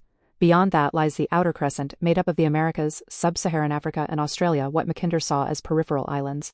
All of Eurasia together, Europe, Asia, and Africa combined, he called the world island, the largest, most populous, and most resource-rich landmass on Earth. If you're asked to draw or interpret Mackinder's model on the exam, picture a set of concentric zones radiating outward from Eurasia's interior, Heartland at the center, Inner Crescent surrounding it, Outer Crescent on the periphery. The key idea is that whoever controls that landlocked Heartland can project power across the entire world island without being vulnerable to naval attack, making them, in Mackinder's view, the dominant world power. Mackinder's theory was clearly a response to his historical moment. In 1904, Britain ruled the seas, but railroads were transforming the interior of continents. He was essentially warning, sea power has had its moment, land power in Eurasia is the future. This is important context the AP exam sometimes tests with historical framing questions. Spikeman's Rimland Theory.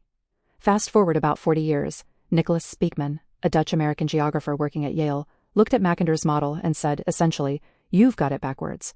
In his 1944 work, The Geography of the Peace, Spikeman argued that the real key to global dominance was not the landlocked Heartland, but the Rimland, the coastal fringes of Eurasia that Mackinder had called the Inner Crescent. Spikeman's famous rephrasing is equally exam-worthy. Who controls the Rimland rules Eurasia. Who rules Eurasia controls the destinies of the world.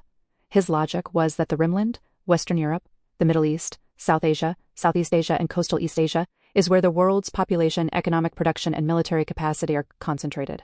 These are the zones where land power and sea power overlap, creating the most strategically valuable real estate on Earth. The Heartland, Spikeman argued, is too remote and harsh to be the real prize. The real-world stakes, Cold War connections. Here's where the rubber meets the road, and where the AP exam loves to test you. Spikeman's Rimland theory became the intellectual foundation for U.S. containment policy. During the Cold War, when the United States worked to prevent Soviet expansion into Western Europe, through NATO, into Korea, into Vietnam, and into the Middle East, It was essentially applying Spikeman's logic: keep the Soviets from controlling the Rimland and their heartland power stays bottled up.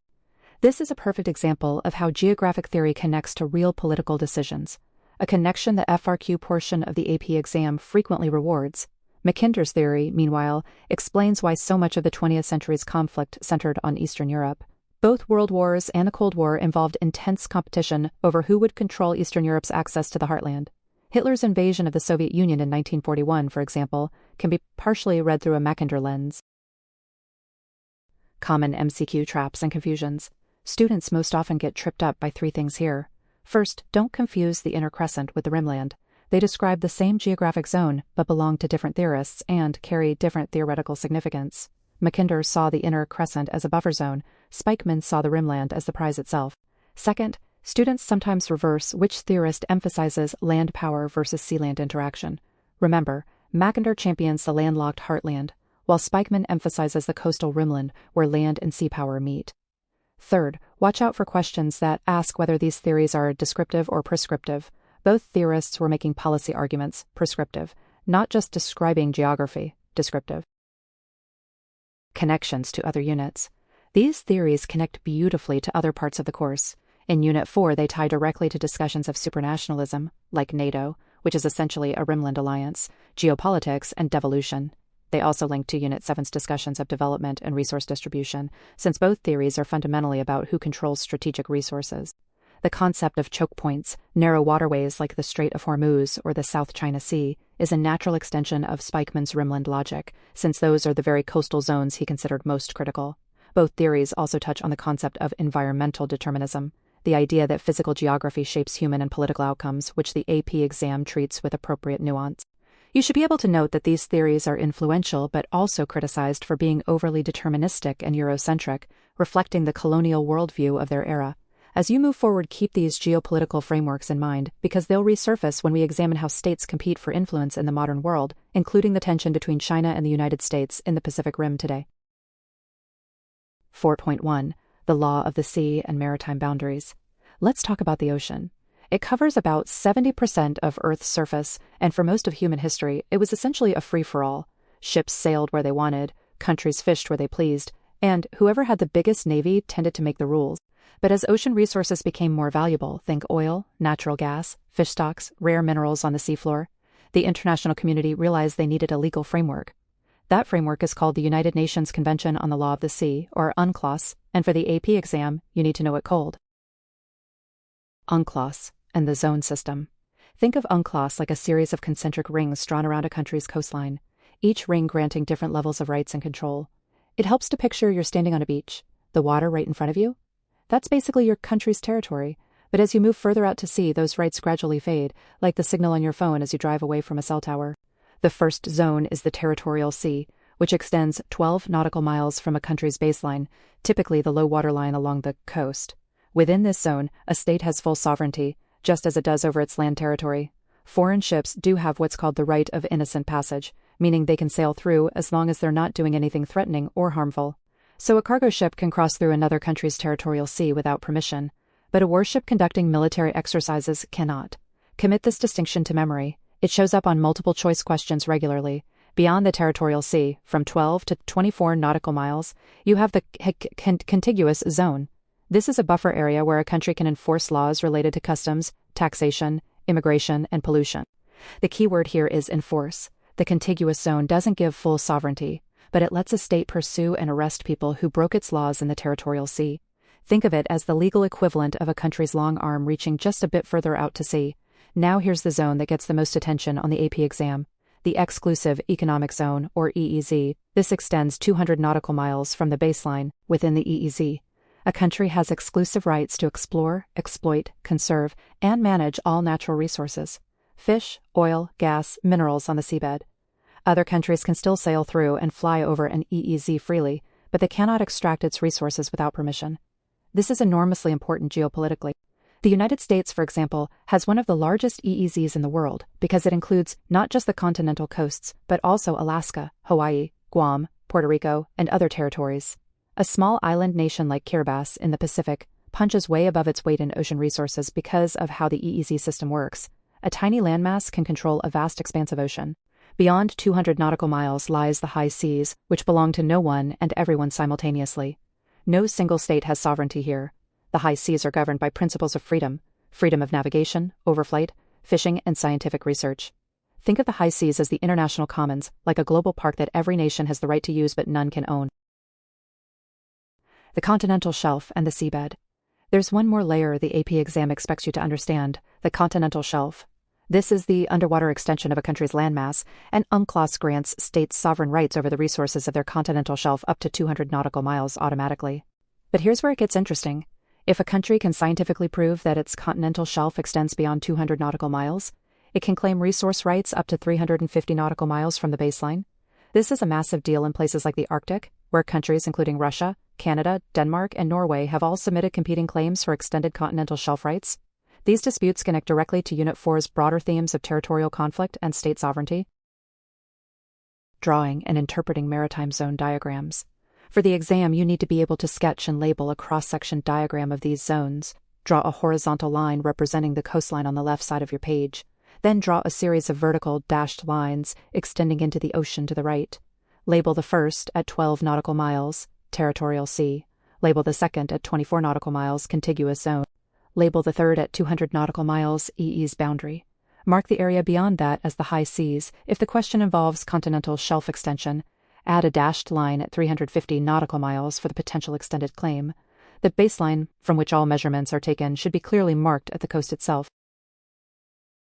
Common MCQ traps and misconceptions. The trap that catches students most often is confusing sovereignty with resource rights. The EEZ does not give a country full sovereignty. Foreign ships and planes can move through it freely. Full sovereignty only exists in the territorial sea. If an AP question asks where a country has complete control equivalent to its land territory, the answer is the territorial sea, not the EEZ. Another common trap involves islands and their ability to generate maritime zones. Under UNCLOS, a feature must be a naturally formed area of land that is above water at high tide to generate a full EEZ. Rocks that cannot sustain human habitation or economic life only get a 12 nautical mile territorial sea, not a full EEZ. The South China Sea disputes hinge on exactly this distinction. China has built artificial islands and claimed EEZ rights, a position most international courts reject. This connects to your FRQ skills. If you're asked to analyze maritime territorial disputes, invoking the UNCLOS framework and explaining why specific features do or don't generate full zones is a rubric point. Connections to other units. The law of the sea connects throughout the course in ways that can elevate your FRQ responses from a 3 to a 5. It ties directly to Unit 4 themes of supranationalism. UNCLOS itself is a supranational legal agreement, and to the tensions between state sovereignty and international governance. It links to Unit 1 geographic concepts about scale, since maritime boundaries operate simultaneously at local, national, and global scales. It connects to Unit 7 on industrial and economic geography, since EEZs determine where countries can extract fish and energy resources, shaping development patterns in coastal nations. And geopolitically, EEZ disputes in the South China Sea, Arctic Ocean, and Eastern Mediterranean are among the most consequential territorial conflicts of the 21st century, the kind of real-world context that AP free response questions love to reference. Understanding who controls the ocean means understanding who controls the resources that drive modern economies, which brings us naturally to our next topic: how states exercise power and influence beyond their own borders through political and economic alliances. 4.15 Buffer States and Shatter Belt. Setting the stage: why geography and power collide. Imagine you're living next door to two very loud, very aggressive neighbors who absolutely cannot stand each other. Now imagine that your house sits right between theirs. You don't want to pick sides, but by the simple fact of your location, you've become enormously important to both of them. That, in a nutshell, is what it means to be a buffer state, and that scenario plays out on the geopolitical map in ways that have shaped wars, borders, and entire national identities for centuries. This topic tends to sneak up on students in the multiple choice section, so let's make sure you own it completely. Buffer states. The definition you need to know. A buffer state is a smaller, usually weaker country that sits between two larger rival powers. Its geographic position is its defining characteristic. The key phrase College Board wants you to internalize is that a buffer state reduces the likelihood of direct conflict between those larger powers by acting as a physical and political cushion between them. Think of Afghanistan during the 19th century. Britain expanding from India and Russia pushing southward through Central Asia were locked in a rivalry historians call the Great Game. Neither power wanted the other's army on their doorstep, So Afghanistan was left as an intentional zone of separation. Neither power formally colonized it precisely because it served both of them better as a buffer. That's not an accident. That's geopolitics in action. The AP exam loves to test whether you understand that buffer states are defined by function and position, not by size alone. Switzerland is small, but it's not a buffer state in the classic sense because it isn't wedged between two actively hostile rivals in the same way. Mongolia, sandwiched between Russia and China throughout much of the 20th century, is a textbook buffer state example you should keep in your back pocket. One trap students fall into on the MCQ is confusing buffer states with landlocked states. A landlocked state simply has no ocean access. A buffer state has a specific political function. These categories can overlap. A landlocked country might also be a buffer state, but they are not the same thing, and mixing them up is a guaranteed wrong answer. Shatter belts, where great powers clash. Now let's elevate the complexity, because this is where the exam really tests your depth. A shatter belt is a region, not a single country, that is caught between the competing interests of external great powers, and where that competition produces persistent political instability, fragmentation, and conflict. The name is wonderfully descriptive. These are zones that seem to shatter under the pressure of outside forces. If a buffer state is one house between two neighbors, a shatter belt is an entire neighborhood that has become a battleground for those same neighbors, with each one funding different factions, backing different governments, and pulling the residents in opposite directions. Southeast Asia during the Cold War is perhaps the definitive example. The United States and the Soviet Union and China all competed for influence across Vietnam, Laos, Cambodia, Thailand, and beyond. The result was not one stable buffer, but a fragmented, war-torn region where local political structures repeatedly shattered under superpower pressure. The Korean Peninsula is another example that's practically a permanent fixture on AP exam questions. Divided by great power competition, persistently unstable, and geographically positioned between major rivals. Eastern Europe, especially the lands stretching from the Baltic to the Black Sea, has historically functioned as a shatter belt between Russian and Western European power. If you're thinking right now that the ongoing conflict in Ukraine fits this framework, you're thinking like a geographer. That's exactly the kind of connection that earns you FRQ points. How to distinguish a buffer state from a shatter belt. Here's the distinction that matters most for your exam, and students mix these up constantly. A buffer state is relatively stable. It functions precisely because both rival powers agree, at least tacitly, to respect it as a zone of separation. A shatter belt is characterized by instability and fragmentation. The great powers aren't respecting a neutral zone, they're actively competing within it, often through proxies. The buffer state reduces conflict. The shatter belt is where conflict concentrates. You can think of it this way. A buffer state is a successful shock absorber. A shatter belt is what happens when the shock absorber breaks. The FRQ angle, what you need to be ready to explain for free response questions. College Board will often ask you to explain how a country's geographic location affects its political situation, or to evaluate the relationship between physical geography and political power. When you see those prompts, buffer states and shatter belts are your go-to analytical tools. When writing about a buffer state, make sure your response includes the names of the competing powers, the location of the buffer state relative to those powers, and the function that location serves, specifically, reducing direct military confrontation. When writing about a shatter belt, your response needs to convey fragmentation, external interference, and ongoing instability.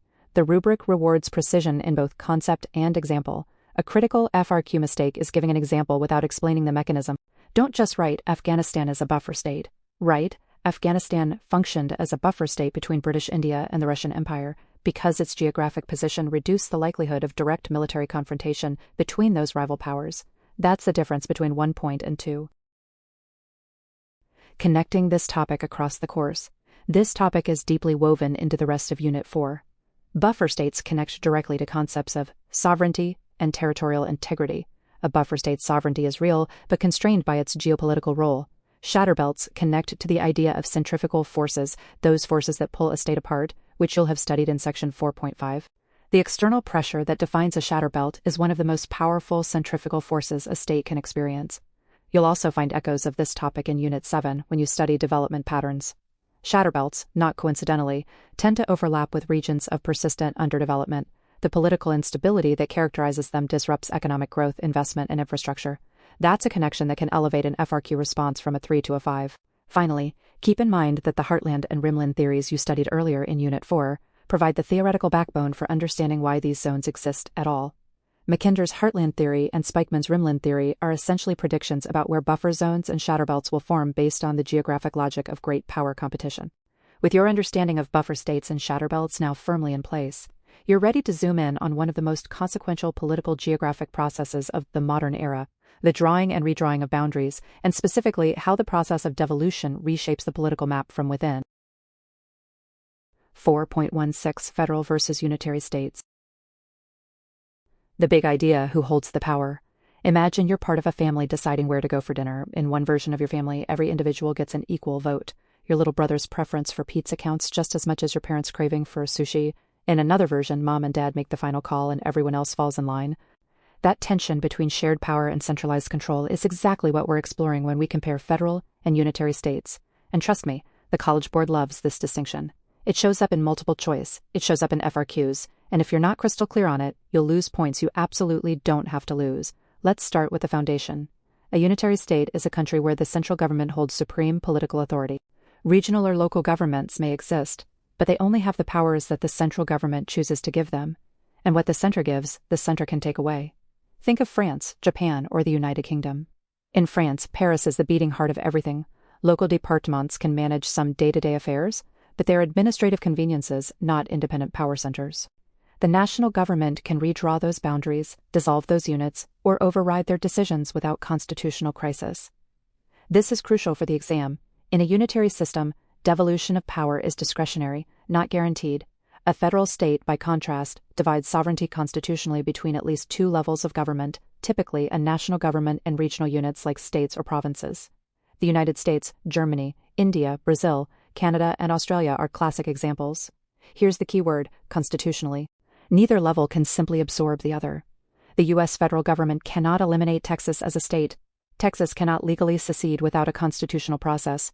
Power isn't just delegated from the top, it's shared as a matter of fundamental law. Think of it like a partnership with a written contract versus an employee with an employer who can reassign duties at will. Federalism and the forces that shape it. Now, here's where it gets interesting for AP Human Geography specifically. The choice between a federal and unitary system doesn't happen in a vacuum. It reflects the physical and human geography of a place. Countries that are physically large, ethnically or linguistically diverse, or historically formed through the merger of distinct political units tend to gravitate toward federal systems. The United States was literally 13 separate colonies before it was a nation. India unified hundreds of princely states and carries extraordinary linguistic and religious diversity. Germany assembled from dozens of independent kingdoms and principalities. Federalism, in these cases, is a practical answer to diversity. You give regional groups meaningful self-governance so they stay invested in the unitary states. On the other hand, often reflect a history of strong centralized authority, a more homogeneous population, or a smaller geographic footprint where coordination from the center is manageable. Japan's cultural and ethnic homogeneity, France's long tradition of Jacobin centralism, or the compact geography of a country like Denmark all support the unitary model. That said, and this is an exam trap students fall into constantly: unitary does not mean authoritarian. France is a liberal democracy, so is Japan. The question isn't how democratic a state is, it's where sovereignty is legally located. Devolution, the bridge between the two. Here's a concept the AP exam uses to test whether you really understand the federal unitary spectrum, rather than just memorizing it as a binary. Devolution. Devolution is the process by which a central government voluntarily transfers powers to subnational units. The United Kingdom is the perfect example. Britain has long been considered a unitary state, but over the past few decades, Parliament devolved significant powers to Scottish Parliament, the Welsh Synod, and the Northern Ireland Assembly. Does that make the UK federal? No, and this is critical because Parliament can theoretically reclaim those powers. Westminster granted them, Westminster can revoke them. That's the legal test that distinguishes devolution in a unitary system from federalism. In a federal system, subnational power is constitutionally protected. In a unitary system, it is not. The forces driving devolution are deeply geographic. You'll see this connect directly to Unit 4's broader discussion of centripetal and centrifugal forces. When regional ethnic identities, economic grievances, or cultural differences create centrifugal pressure, forces pulling a state apart, central governments sometimes respond with devolution as a pressure valve. Scotland gets its own parliament, partly because Scottish national identity creates centrifugal force. The Catalan independence movement in Spain is another example. Catalonia has significant autonomous powers under Spain's quasi-federal system, yet centrifugal pressure still builds. This is a favorite FRQ angle. Explain how devolution reflects centrifugal forces within a state. Exam traps and edge cases. Let me walk you through the traps that catch students every year. First, don't confuse federal structure with democratic freedom. Russia technically has a federal structure on paper. It's called the Russian Federation for a reason. But power is so heavily concentrated in Moscow that many geographers consider it functionally unitary. The AP exam may test your ability to recognize when nominal federalism differs from operational reality. Second, watch out for confederal systems, which the exam occasionally mentions as a third category. A confederation is even more decentralized than a federation here. The regional units are supreme and the central government only has powers explicitly granted to it by the member states. The original Articles of Confederation in the US worked this way, and it was famously dysfunctional. The European Union is sometimes described as confederation-like, though it's a hybrid. You won't be asked to analyze the EU deeply here, but knowing confederal exists as a concept on the spectrum helps you avoid treating federal as the most decentralized option. Third, students often mix up devolution and decentralization. Decentralization is the broader administrative process of distributing government functions to lower levels. It can happen in both unitary and federal states and doesn't necessarily transfer legal authority. Devolution specifically transfers meaningful political and legislative power. The College Board uses these terms precisely, so use them precisely back. For FRQ responses, remember that the scoring rubric rewards specificity. Don't just say the U.S. is a federal state. Explain why that matters. Because subnational governments hold constitutionally protected authority, which allows states to make independent decisions on education, taxation, and law enforcement. That's the level of precision that earns full marks. Connecting to the bigger picture. This topic threads through almost everything else in Unit 4. Federal versus unitary structure connects to the viability of multinational states, the geographic logic of boundaries, the concept of self-determination, and the tension between state sovereignty and supranational organizations like the UN or EU. It also loops back to Unit 3 when you think about how cultural regions and ethnic homelands push for political recognition, often through demands for federalism or autonomy. As we move forward, keep this framework in your toolkit. Who holds power, where, and on what legal basis? That question doesn't just apply to national governments. It applies to everything from city zoning boards to international trade agreements, and the AP exam will keep asking it in different forms. Next up, we're going to look at how electoral geography, specifically the drawing of voting districts, shapes political power in ways that are just as contested and consequential as anything we've covered so far. 4.17 Colonialism and its geographic legacy. Let's talk about one of the most consequential forces that shaped the political map you're looking at today. When you open an atlas and trace the borders of African nations, or look at why English is spoken in Jamaica and French in Senegal, you're looking at the fingerprints of colonialism. Understanding those fingerprints isn't just an academic exercise, it's the key to unlocking dozens of AP human geography questions, and it's the connective tissue that links Unit 4 to almost every other unit in this course. What is colonialism, and why does it matter geographically? Colonialism is the practice by which a more powerful state extends control over a foreign territory and its people, establishing political, economic, and cultural dominance. The College Board wants you to distinguish this from a related but distinct term: imperialism. Imperialism is the broader policy or ideology of extending a nation's power. It's the idea. Colonialism is the practice of settling and governing the territory. Think of imperialism as the business plan and colonialism as actually moving into the building.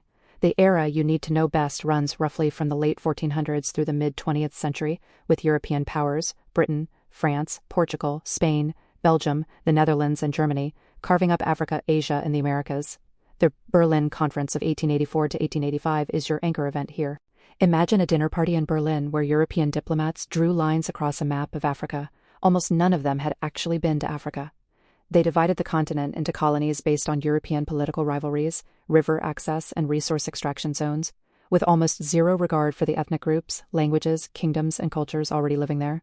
That one dinner party created borders that still exist today, and those borders are why so many African states contain dozens of mutually hostile ethnic groups within a single boundary, while splitting cohesive cultural groups across 2 or 3 countries. The Somali people, for instance, were divided among British Somaliland, Italian Somalia, French Djibouti, Ethiopian territory, and Kenyan territory. That fragmentation is a direct colonial legacy. The geographic legacy: borders, languages, and infrastructure. For the AP exam, you need to think about colonial legacy across several geographic dimensions. First, political boundaries. The College Board frequently tests the idea of geometric boundaries, those perfectly straight lines you see cutting across Africa and parts of the Middle East and Asia. These are not natural or cultural boundaries. They are the literal ruler lines that colonial administrators drew. When you see a question describing a boundary that cuts across a cultural or ethnic group, the answer almost always connects back to colonial border drawing. Contrast these with natural boundaries that follow rivers or mountains, or cultural boundaries that follow language and religious lines. The exam loves to ask you to distinguish among these types. Second, language geography. When you learn in Unit 3 that French is an official language in over 20 African countries, that's colonialism talking. Language imposition was a tool of cultural domination. Colonial powers used their language for administration, education, and commerce, systematically suppressing indigenous languages. Today, former British colonies often use English as a lingua franca. Former French colonies use French, and so on. This connects directly to Unit 3's treatment of language families and language diffusion, specifically relocation diffusion, since colonial languages spread physically as colonizers moved in. Third, economic infrastructure. Colonizers built roads, railroads, and port facilities. But notice where they pointed. They pointed outward, toward the coast and toward export terminals, because the entire economic purpose was resource extraction. Raw materials flowed out, finished manufactured goods flowed back in at higher prices. This is the core of dependency theory, which the exam expects you to know. Dependency theory argues that former colonies remain economically disadvantaged because their infrastructure, trade relationships, and economic structures were designed to serve colonial powers, not local development. This connects beautifully to Unit 7's coverage of development indicators when you see a country with low GDP per capita, high primary sector employment, and export dependence on a few commodities. You're often looking at a colonial legacy in action. Colonialism's connection to political instability. One of the most tested consequences of colonial boundaries is political instability. When you draw borders that ignore ethnicity, you create multinational states, states that contain multiple nations within them. Nigeria is a classic example. It contains Hausa Fulani, Yoruba, and Igbo populations, among hundreds of others, all within one boundary that a British administrator drew. The exam may ask you to connect this to concepts like centrifugal forces, those internal forces that pull a state apart, versus centripetal forces that bind a state together. Colonial legacy is one of the most powerful centrifugal forces in post-colonial states. The AP exam also expects you to understand neocolonialism, which is the continuation of economic and political dependence even after formal political independence. A country can gain its flag, its seat at the United Nations, and its sovereign government, but if its economy is still structured around exporting raw materials to wealthy former colonizers, or if foreign corporations control its key industries, the colonial relationship has simply changed its costume.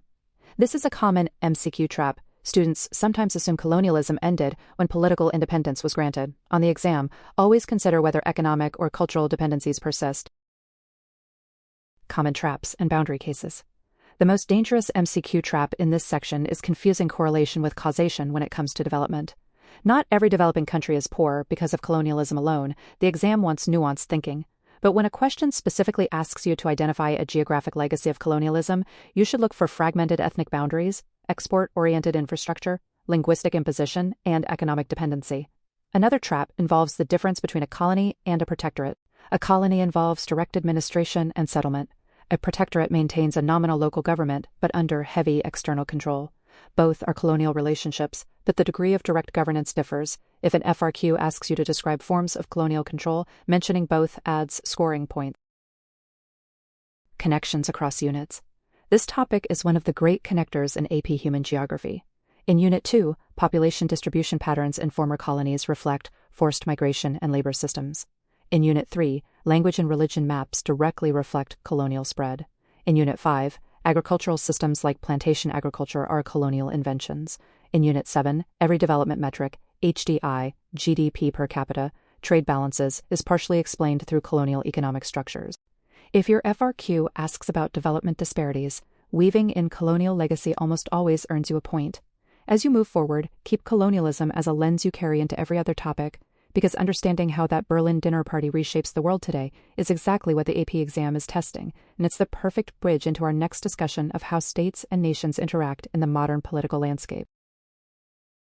4.18 Territorial Waters, EEZs, and Maritime Zones. Setting the stage, why the ocean has borders. Imagine you and your neighbor both want to fish from the same pond that sits between your two properties. Who has the right to fish where? How far out can each of you go before you're trespassing? Now scale that up to the entire ocean, with 195 countries, billions of dollars in fish, oil, and mineral resources at stake, and no fence posts you can actually see, and you start to understand why maritime zones exist and why they matter enormously for political geography. The modern framework for dividing up ocean space comes from the United Nations Convention on the Law of the Sea, which you'll want to know by its acronym, UNCLOS. Adopted in 1982 and entering into force in 1994, UNCLOS is essentially the rulebook for who owns what at sea. Think of it as the global HOA agreement for the oceans. Nobody loves every clause, but it keeps things from descending into chaos. The United States, interestingly, has never ratified UNCLOS, which is itself a favorite AP exam edge case we'll return to. The zone system working outward from the coast. Here's how to visualize the maritime zone diagram you absolutely need to be able to draw on the AP exam. Picture a cross-section diagram, land on the far left, then ocean extending to the right. From the baseline, which is essentially the low water mark along the coast, you measure outward in nautical miles. 1 nautical mile equals approximately 1.15 regular statute miles. But for the exam, you just need the zone distances in nautical miles, not a conversion formula. The first zone, extending 12 nautical miles from the baseline, is the territorial sea. This is the most sovereign zone. A state has full jurisdiction here, exactly as if it were dry land. Foreign ships have a right of innocent passage through this zone, meaning they can transit peacefully as long as they're not being threatening or conducting military activities. Think of innocent passage like walking through someone's front yard on a public footpath. You're allowed through, but you can't set up a picnic.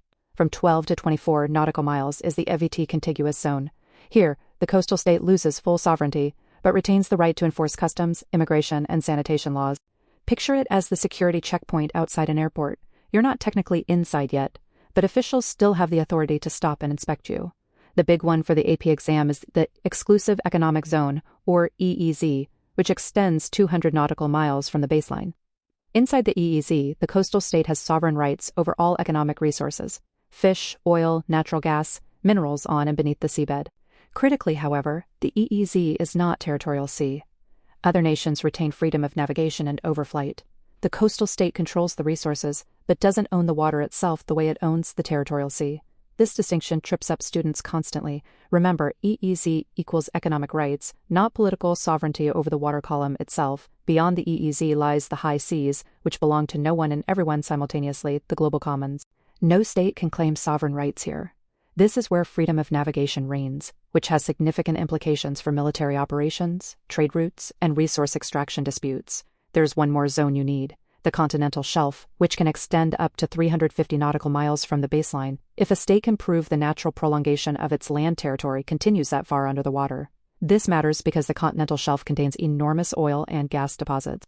The formula isn't a mathematical equation, but a legal test. A coastal state must submit scientific evidence to the Commission on the Limits of the Continental Shelf, proving their seabed qualifies geologically.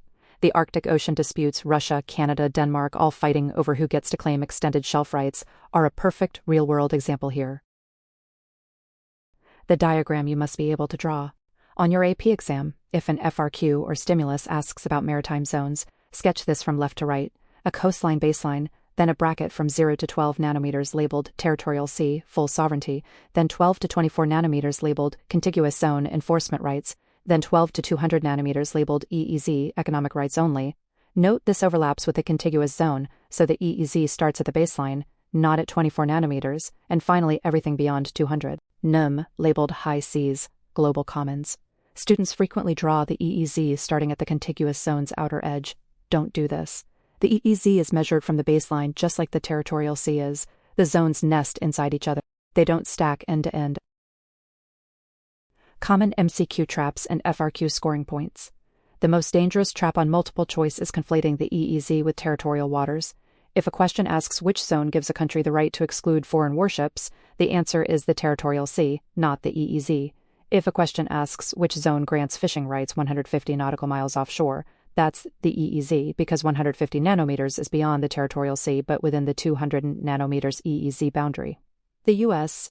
non-ratification of UNCLOS is a classic edge case. The U.S. observes most UNCLOS provisions as customary international law and claims its own 200 nanometers EEZ, but technically it hasn't signed on. This matters in disputes where UNCLOS arbitration is invoked, as happened in the South China Sea case, where the Philippines successfully challenged China's sweeping 9-line claims in 2016. China's 9-line claimed waters far beyond any legitimate UNCLOS zone, and the arbitration tribunal rejected it, a landmark example of international maritime law intersecting with geopolitical conflict. For FRQs, if you're asked to explain a maritime boundary dispute, hit these scoring touchstones. Identify the specific zone being contested, explain which UNCLOS provisions apply, connect it to the resources at stake, fish, oil, strategic navigation, and address the role of state sovereignty versus international law. Connections to other units.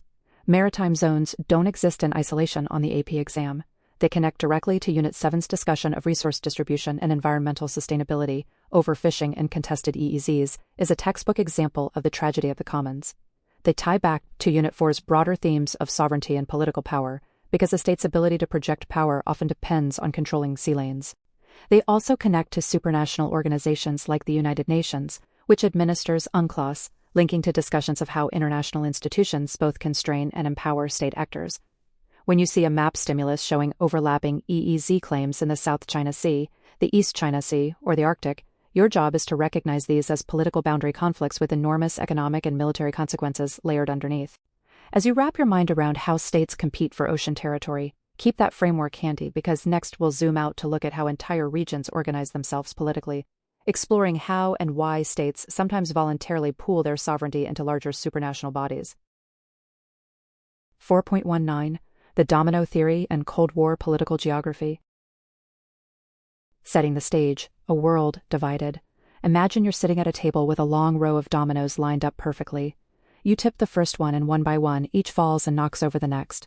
That's exactly the mental image President Eisenhower had in mind when he articulated one of the most influential geopolitical ideas of the 20th century, and it's exactly the image you need to lock into your brain for the AP exam. The domino theory holds that if one country in a region falls to communism, neighboring countries will follow in sequence, each one toppling the next like those dominoes on the table. Simple concept, enormous consequences, and absolutely essential for your exam.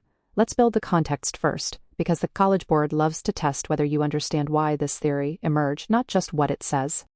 After World War II, the world reorganized itself around two superpowers, the United States and the Soviet Union. These two powers represented fundamentally different political and economic systems, capitalism and liberal democracy on one side, communism and authoritarian state control on the other. The resulting tension, known as the Cold War, never escalated into direct military conflict between the superpowers themselves, but it absolutely shaped political geography across the globe from roughly 1947 to 1991. The Cold War is the essential backdrop against which you must understand the domino theory and virtually every political geography concept in this section. The theory in geographic context. Here's where geography becomes the story. The domino theory is fundamentally a spatial argument. It's a claim about how political change diffuses across space. Think back to your Unit 1 work on diffusion. The domino theory essentially predicts a form of expansion diffusion of communism, spreading outward from a source region through contiguous neighboring states.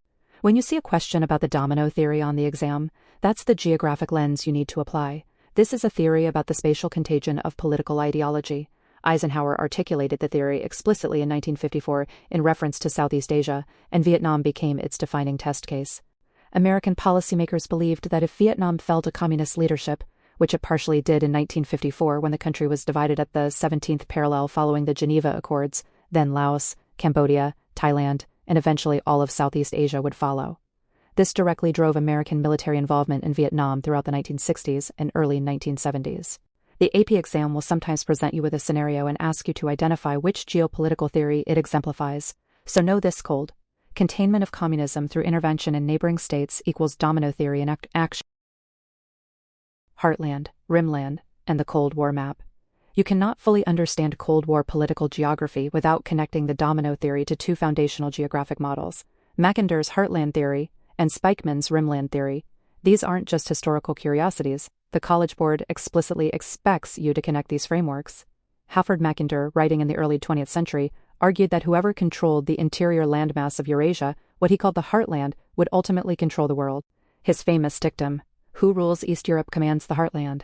Who rules the Heartland commands the world island. Who rules the world island commands the world." Mackinder was essentially describing why land-based power in Central Eurasia was strategically supreme. Now, here's the connection your exam is looking for. The Soviet Union sat directly on the Heartland. American Cold War strategy was therefore deeply shaped by anxiety about Soviet expansion outward from that interior position. Nicholas Spykman pushed back on Mackinder and argued that it was actually the Rimland, the coastal, peripheral regions surrounding the Heartland, that determined global power. The Rimland corresponds roughly to Western Europe, the Middle East, South Asia, and East Asia. Spykman's theory actually maps almost perfectly onto where the Cold War's proxy conflicts actually occurred. Korea, Vietnam, the Middle East, Angola, Afghanistan. That's not a coincidence. American strategy, particularly the containment policy articulated by diplomat George Kennan, was essentially Spymanian in practice. You contain Soviet influence by securing the rimland, preventing dominoes from falling at the edges. The Iron Curtain and divided states. The Cold War also produced a remarkable set of divided states countries split along ideological lines that the AP exam tests directly.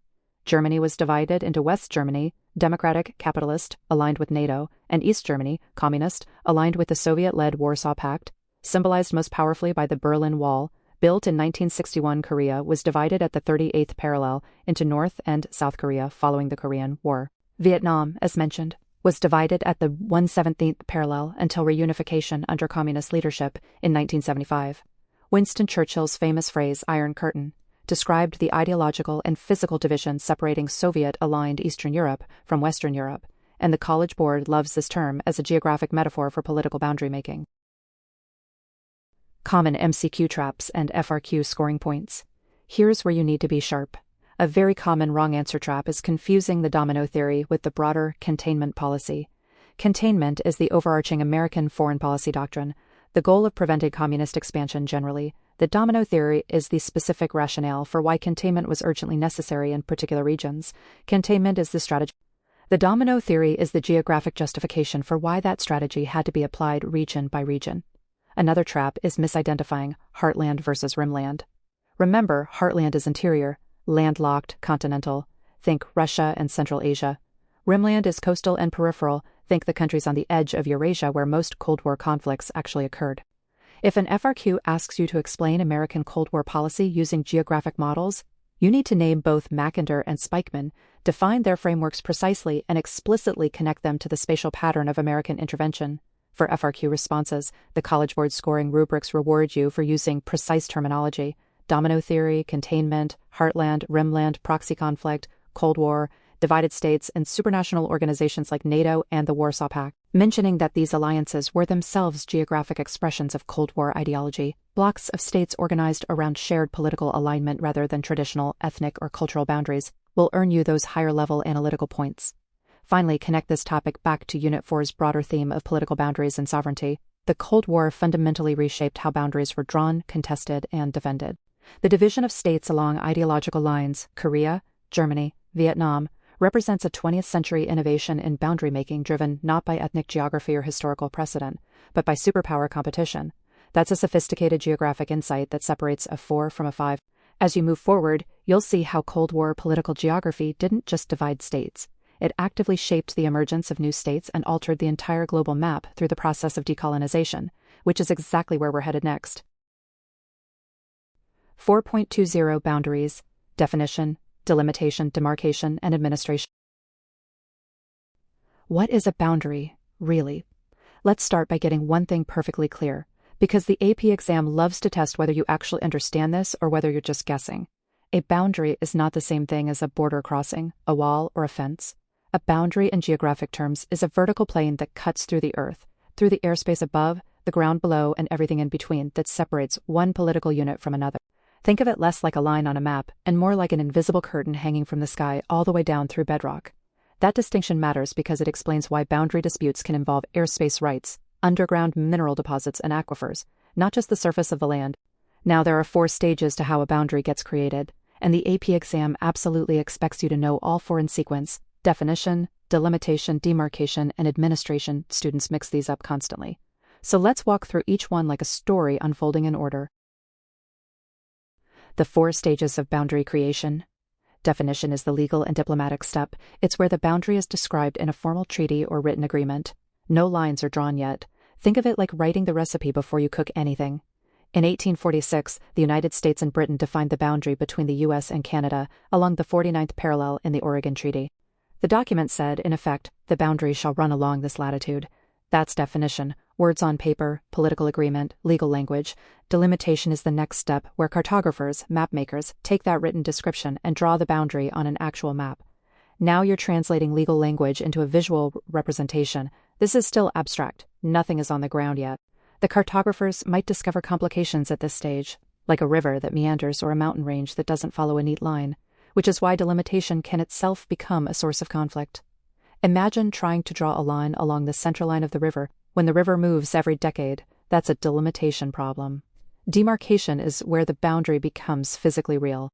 This is when you erect border posts, build walls, string fences, plant markers, or paint lines. The Berlin Wall was demarcation made brutally visible. The stone obelisks that mark portions of the US-Mexico border are demarcation, crucially, and this is a trap the AP exam sets frequently. Not all boundaries are demarcated. The US-Canada border along much of its length has no physical markers at all. It exists legally and cartographically, but you could walk across it in rural Montana without seeing a single sign. Many maritime boundaries and antecedent boundaries, more on those in a moment, are never demarcated because it's impractical to build a fence across the ocean or through remote wilderness. Administration is the ongoing process of managing and enforcing the boundary day to day. Customs checkpoints, patrol agents, diplomatic negotiations over boundary crossing disputes, and the policies that govern movement across the line. Administration never really ends as long as the boundary exists. When countries negotiate things like NAFTA or the Schengen Agreement in Europe, which removed internal border administration between member states, they are making decisions about boundary administration. Types of boundaries. Classification is key. The AP exam doesn't just want you to know these 4 stages in isolation. It also wants you to classify boundaries by their relationship to the cultural landscape, specifically whether the boundary was drawn before or after human settlement. An antecedent boundary was drawn before significant human settlement of an area. The classic example is the US-Canada border along the 49th parallel in the Great Plains, drawn when few people lived there. The boundary preceded the culture, so it doesn't cut through established communities. A subsequent boundary evolved alongside the cultural landscape. It was drawn after people settled and developed cultural patterns. The boundary between France and Germany has shifted repeatedly over centuries as 2 distinct linguistic and cultural groups bumped up against each other. It's messy, it's contested, and it reflects real human geography. A superimposed boundary is one imposed by an outside power, often ignoring existing cultural, ethnic, or linguistic patterns on the ground. The colonial-era boundaries carved across Africa are the textbook example. European powers at the 1884 Berlin Conference drew lines that split ethnic groups, linguistic communities, and tribal territories in ways that have caused political instability for generations. This is a massive connection to Unit 3, cultural patterns. When you see questions about ethnic conflict or civil war in post-colonial states, superimposed boundaries are almost always part of the explanation. A relic boundary no longer functions politically but still leaves its imprint on the cultural landscape. The former boundary between East and West Germany no longer exists politically, but you can still see its effects in economic disparities, settlement patterns, and even voting behavior decades later. What the AP exam loves to test, and where students go wrong. Here are the traps you need to dodge. First, students consistently confuse delimitation and demarcation. Remember, delimitation is on the map, demarcation is on the ground. If the question says, cartographers drew the boundary, that's delimitation. If it says markers were erected, that's demarcation. Second, many students assume every boundary must be demarcated, that it has to be physically visible. Wrong. Plenty of internationally recognized boundaries have no physical markers, especially maritime boundaries. Third, on FRQs. When asked to explain a boundary type, don't just name it, identify it, explain what defines that type, and connect it to a real-world consequence. The scoring rubric almost always rewards explanation of impact, not just correct identification. Saying this is a superimposed boundary earns partial credit. Saying this is a superimposed boundary that divided the Kurds across Turkey, Iraq, Iran, and Syria, contributing to stateless nation conflict, earns full credit. Finally, connect boundaries to centrifugal and centripetal forces from later in Unit 4. Superimposed boundaries that split ethnic groups create centrifugal forces, things that pull a state apart. Clearly demarcated, well-administered boundaries between culturally homogeneous populations can act as centripetal forces, reinforcing national identity. Connecting to the bigger picture. Boundaries sit at the intersection of nearly every unit in AP Human Geography. They shape migration patterns, Unit 2, divide language and religious communities, Unit 3, define the territorial containers within which economies develop, Unit 7, and determine access to agricultural land and resources, Unit 5. Every time you encounter a map in this course, ask yourself, what kind of boundary is this? How did it get here, and what human consequences has it created? With that framework locked in, you're ready to explore how the political entities those boundaries create, the states themselves, maintain power, face challenges, and sometimes fracture under the pressures of the people living within them. 4.21 Relic Boundaries and Their Lasting Effects. What is a relic boundary? Let's start with a simple image. Imagine you're walking through a forest and you come across an old stone wall, mossy, crumbling, clearly abandoned for a century or more. Nobody enforces it. No customs agent is checking your passport. But that wall still shapes the landscape. Trees grow differently on either side, old farm fields align with it, and if you looked at a modern map, you might still see a county line running right along that old stone. That, in essence, is a relic boundary. The College Board defines a relic boundary as a boundary that no longer functions as an international or political border, but whose historical presence can still be detected in the cultural, economic, or physical landscape. The key word here is detected. You can still see its fingerprints even though the border itself is gone. This is sometimes called a legacy boundary, and on the AP exam, you need to know both terms. Make sure you also distinguish this from a superimposed boundary, a boundary drawn by an outside power, often ignoring existing cultural divisions, and a consequent boundary, one that follows a cultural divide. Relic boundaries are about the past tense. They once functioned, and now they're gone but not forgotten. The classic example, Germany's inner German border. The most powerful example for your exam is the former border between East and West Germany. The Berlin Wall fell in 1989. Germany officially reunified in 1990, and yet more than 3 decades later, you can still see remarkable differences between the eastern and western regions of the country. In economic productivity, in voting patterns, in birth rates, even in light output at night visible from satellite images. That last one is genuinely striking. Satellite photos of Europe at night show the former East Germany glowing noticeably dimmer than the West because of lower levels of economic development and infrastructure investment that trace directly back to decades of separation. The boundary is gone, its effects very much alive. That's your relic boundary, doing exactly what the concept describes. Another excellent example is the Korean demilitarized zone. Though be careful here, because the DMZ is not a relic boundary yet. It still functions as an active boundary. If an FRQ asks you about the DMZ, you're talking about a militarized or fortified boundary, not a relic one. That's a trap students fall into because they associate the concept of a divided peninsula with relics, but the word relic only applies once the boundary has stopped functioning. The Berlin Wall as a landscape detective story. Think of studying relic boundaries like being a landscape detective. Your job is to find the clues. In Berlin, city planners have embedded a line of cobblestones through the streets to mark exactly where the wall once ran. Walk the city today, and you'll cross that line dozens of times, through hotels, across busy intersections, right through the middle of neighborhoods. That cobblestone line is pure cultural landscape evidence of a relic boundary. When an MCQ asks you to identify evidence of a relic boundary in a landscape, think differences in architecture styles, land use patterns, road networks that dead end and don't connect, different religious or linguistic distributions on either side, varying levels of economic development, and even different agricultural field patterns visible on satellite images. This connects directly to Unit 3, cultural patterns and processes, because relic boundaries are often the reason why cultural landscapes diverge. When people were separated by a political boundary for generations, they developed different dialects, different building styles, different economic habits. Even after the boundary is removed, those cultural imprints persist because culture is sticky. It changes slowly. The exam's favorite graph, satellite imagery, and dot density maps. While there's no specific formula or equation for relic boundaries, the way there is for population pyramids or fertility rates, you absolutely need to be able to interpret spatial data about them. On the AP exam, you might be shown a satellite nighttime image and asked to explain what a visible divide in light intensity suggests about a former boundary. Your answer should reference uneven economic development resulting from decades of enforced separation and use the term relic boundary explicitly. Similarly, if you're shown a dot density map of economic activity, religious affiliation, or language use in a region, and there's a striking contrast that aligns with a historical border, you need to identify that pattern as evidence of a relic boundary's lasting effects.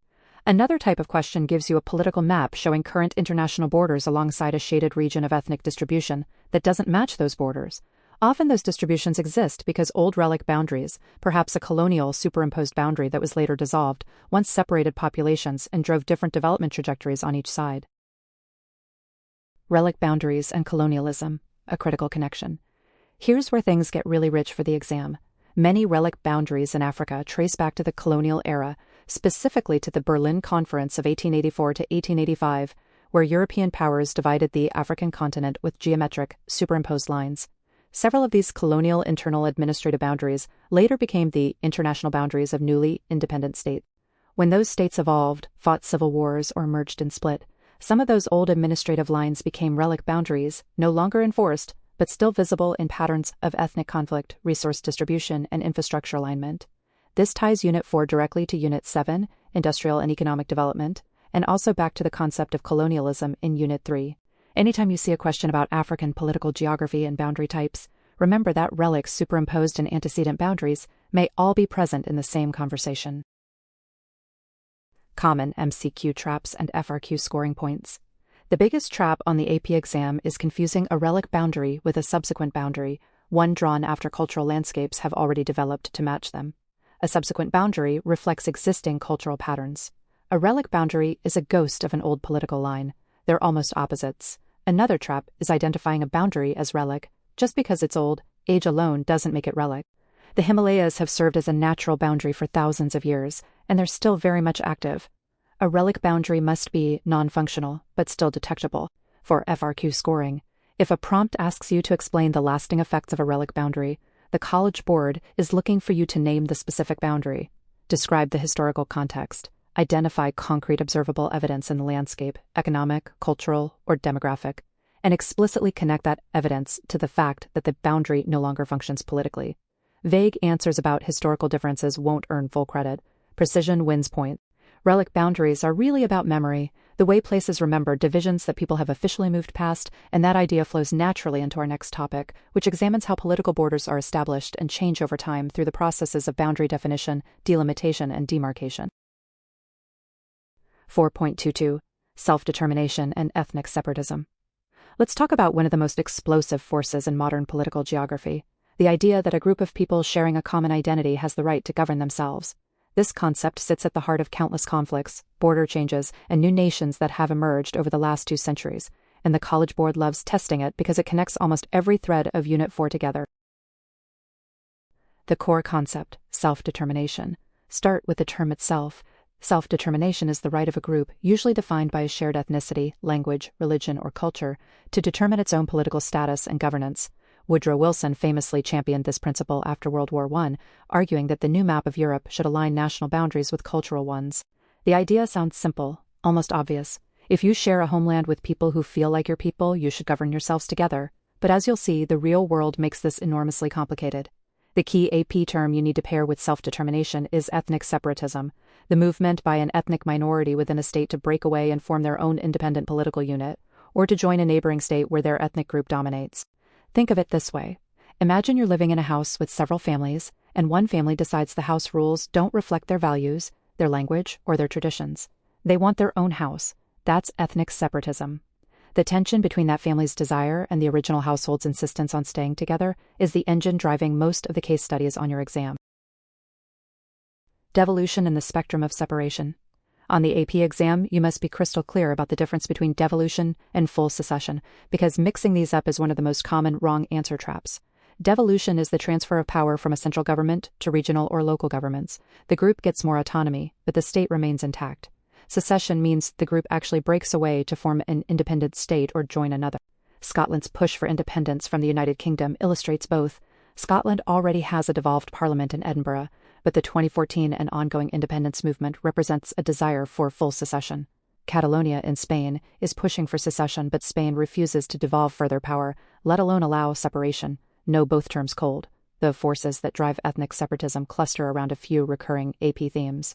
Physical geography matters. Groups in peripheral or mountainous regions, far from a capital, often feel culturally and economically ignored. Think of the Basques straddling the Pyrenees between Spain and France, or the Kurds spread across the rugged mountains of Turkey, Iraq, Iran, and Syria. Economic grievances amplify cultural ones. Catalonia generates a disproportionate share of Spain's GDP and resents subsidizing poorer regions. This economic dimension is a classic MCQ target. Be ready to identify cases where a wealthier region wants to secede, keeping its tax base for itself. Case studies you must know. You need at least a handful of concrete examples ready for both MCQs and the FRQ. The dissolution of the Soviet Union is essential. 15 republics became 15 independent states, largely along ethnic and national lines. This is your go-to example of large-scale self-determination reshaping the political map. Yugoslavia's violent fragmentation in the 1990s produced states like Slovenia, Croatia, Bosnia-Herzegovina, Serbia, Montenegro, North Macedonia, and Kosovo, a case study where ethnic separatism collided with ethnic cleansing and genocide, producing the term Balkanization, which the AP uses to describe the fragmentation of a region into smaller, often hostile states. Kosovo's 2008 declaration of independence from Serbia is a boundary case the exam loves. Kosovo declared independence with NATO backing, but Serbia and several other countries refused to recognize it. This tests your understanding that declaring independence and achieving internationally recognized statehood are two different things, a concept tied to the criteria for statehood from the Montevideo Convention territory, permanent population, effective government, capacity to enter relations with other states. You don't need to name the convention, but you need to know those four criteria. Other cases to have ready: Quebec in Canada, French-speaking province with recurring independence referendums; South Sudan, successfully seceded from Sudan in 2011, becoming the world's newest recognized state and your best modern example of successful secession; the Rohingya in Myanmar, ethnic minority denied citizenship and persecuted, an example where self-determination is denied entirely; and Crimea, annexed by Russia in 2014, following a disputed referendum, an example of irredentism, where one state annexes territory of another because an ethnic group there identifies with the annexing state. The irredentism trap. Speaking of irredentism, make sure you don't confuse it with separatism. Irredentism is when a state seeks to annex territory in a neighboring state because people there share its ethnicity or nationality. Russia and Crimea is your clearest modern example. Hungary has irredentist claims over ethnic Hungarian communities in Romania and Slovakia. Separatism comes from within. Irredentism reaches from outside. The AP frequently puts both in the same question to see if you can distinguish direction of the political claim. Connections to other units. This topic threads directly into Unit 3, cultural patterns, because the ethnic and linguistic identities driving separatism are the same ones you studied there: language families, religion, and cultural regions. It connects to Unit 4's broader themes of boundaries, centrifugal versus centripetal forces, and the nature of the nation-state. Ethnic separatism is the ultimate centrifugal force, a force that pulls a state apart. Knowing that vocabulary and being able to apply it to any case study is a frequent FRQ scoring point. On an FRQ asking you to explain a centrifugal force affecting a named state, ethnic separatism, with a specific supporting example, will almost always earn full credit if you explain the mechanism, not just name the movement. FRQ and MCQ strategy. For FRQs, the scoring rubric rewards precision. Don't just say the Kurds want independence, say Kurdish ethnic separatism in Turkey acts as a centrifugal force because the Kurdish minority seeks political autonomy based on a distinct language and cultural identity not recognized by the Turkish state. Connect the term, the mechanism, and the specific evidence. That three-part structure is your path to full points. For MCQs, watch for questions that ask you to identify which scenario represents devolution versus secession, or which force is centrifugal versus centripetal. These distinctions live exactly at the intersection of 4.22 with the surrounding topics in Unit 4. As we move forward, you'll see how the concepts of self-determination and separatism feed directly into the ways states draw and redraw their internal and external boundaries, which is exactly what we'll dig into next. 4.23 Nationalism and its role in state formation. Let's talk about one of the most powerful forces in human history, an idea so potent it has redrawn maps, toppled empires, and created entirely new countries, sometimes overnight. That force is nationalism, and understanding it is absolutely essential for scoring a 5 on your AP Human Geography exam. What nationalism actually means. Start with the definition, because the College Board is precise about this. Nationalism is a feeling of strong loyalty and devotion to one's nation, often accompanied by the belief that one's nation is unique, superior, or deserving of its own political self-determination. Notice that word, nation. It is not the same as state, and this distinction is one of the most commonly tested traps on the AP exam. A state is a politically organized territory with a government, recognized sovereignty, and permanent population. Think of it as the legal political box on the map. A nation, by contrast, is a group of people who share common identity, bound together by language, culture, history, ethnicity, religion, or a combination of these. Think of it as a community of feeling. The United States is a state. The Kurdish people are a nation. They share a distinct culture and identity, but they do not have their own internationally recognized state. That distinction is the foundation of this entire topic. When a nation and a state align perfectly, when the boundaries of the political unit match the boundaries of the cultural community, you have what geographers call a nation-state. France is the classic textbook example. The vast majority of people within France's borders share French language, culture, and identity, and they govern themselves. The College Board loves this example, so do I, because it sets up the tension that drives everything else. Most states in the world are not perfect nation-states, and nationalism is the force that pushes them toward or away from that ideal. How nationalism shapes political geography. Here's where it gets genuinely fascinating. Nationalism operates in two directions, and you need to know both for the exam.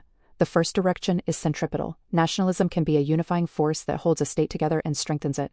When citizens of a country share a strong sense of national identity, they are more willing to pay taxes, serve in the military, follow laws, and sacrifice for the common good. This is nationalism working as social glue. Think about how the French Revolution did not just overthrow a king. It created a fierce French national identity that transformed ordinary peasants into citizens willing to fight and die for la patrie, the homeland. That sentiment is what geographers call state nationalism, where the state actively cultivates and promotes a shared national identity to build loyalty. Public schools, national anthems, flags, holidays, all of these are tools states use to manufacture and reinforce national feeling. The second direction is centrifugal. Nationalism can tear states apart. When a minority group within a state develops its own strong national identity and starts demanding self-governance, or independence, that is nationalism working as a dividing force, this is called self-determination. The idea that a nation has the right to govern itself. You see this in the breakup of Yugoslavia in the 1990s, where Serb, Croat, Bosniak, Slovene, and other nationalisms collided catastrophically. You see it in Scotland's independence movements within the United Kingdom, in Catalonia's push against Spain, and in Quebec's separatist movements within Canada. For the AP exam, you need to understand that the same force, nationalism, can either build a state or break one, depending on whether it is the dominant group's nationalism or a minority group's nationalism doing the work. Key models and concepts to know. The exam will ask you about specific terms that orbit nationalism, and you need to use them with precision. A multinational state is a state that contains multiple nations within its borders. Russia, India, and Nigeria are classic examples. A stateless nation is a nation that lacks its own state, the Palestinians, the Kurds, the Tibetans. A multi-state nation is a nation that spans multiple states. The Arab nation stretches across many different countries, and ethnic Germans historically lived across multiple European states. Irredentism is a concept you absolutely must know. It refers to the desire of a nation to reclaim territory in a neighboring state that it considers historically or culturally its own territory where members of the nation live or once lived. The word comes from Italia irredenta, meaning unredeemed Italy, used in the 19th century when Italian nationalists wanted to bring Italian-speaking regions under Austrian control into a unified Italy. A more recent and chilling example is Russia's annexation of Crimea in 2014, justified partly by appeals to the Russian-speaking population there. Irredentism is nationalism with territorial ambitions, and it is a major cause of international conflict. Ethnic cleansing and genocide, while horrifying, also connect to nationalist ideology and appear in exam context related to political geography and conflict. These occur when an extreme nationalist movement seeks to make a territory ethnically homogeneous by removing or destroying populations deemed to be other. This connects to Unit 3 concepts around cultural geography, ethnicity, and genocide. The AP exam does expect you to draw these cross-unit connections. The common exam traps. Here are the mistakes students make most often. First, confusing nation and state. If an FRQ asks you to define a nation-state, you must address both components and explain their alignment. Saying, a nation-state is a country, earns you nothing. Second, assuming nationalism is always a positive or always a negative force, it is neither. The College Board expects contextual, nuanced thinking. Third, confusing centripetal and centrifugal forces. Nationalism can be both depending on context, and a strong FRQ answer will demonstrate that flexibility.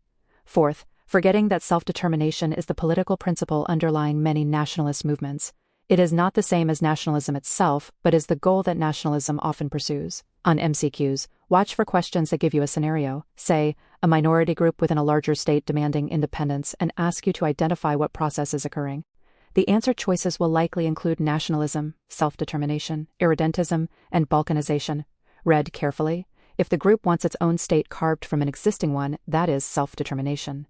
If the motivation involves reclaiming neighboring territory, that is irredentism. If the question emphasizes fragmentation of a larger state into smaller, hostile units, think balkanization, named for the fragmentation of the Balkan Peninsula in southeastern Europe. Connections across the course. Nationalism threads through almost every unit in AP Human Geography. In Unit 3, it connects to cultural geography, how shared language, religion, and ethnicity form the raw material of national identity. In Unit 6, urbanization and development patterns are often shaped by which national groups control resources and political power. In Unit 7, globalization creates tension with nationalism as supranational organizations, like the European Union, challenge state sovereignty. A perfect example of centrifugal pressure from above rather than below. Understanding nationalism as a connective tissue across units will help you write stronger FRQ responses that earn synthesis point. With nationalism's role in creating and challenging states firmly in your toolkit, you are ready to explore how states actually function internally.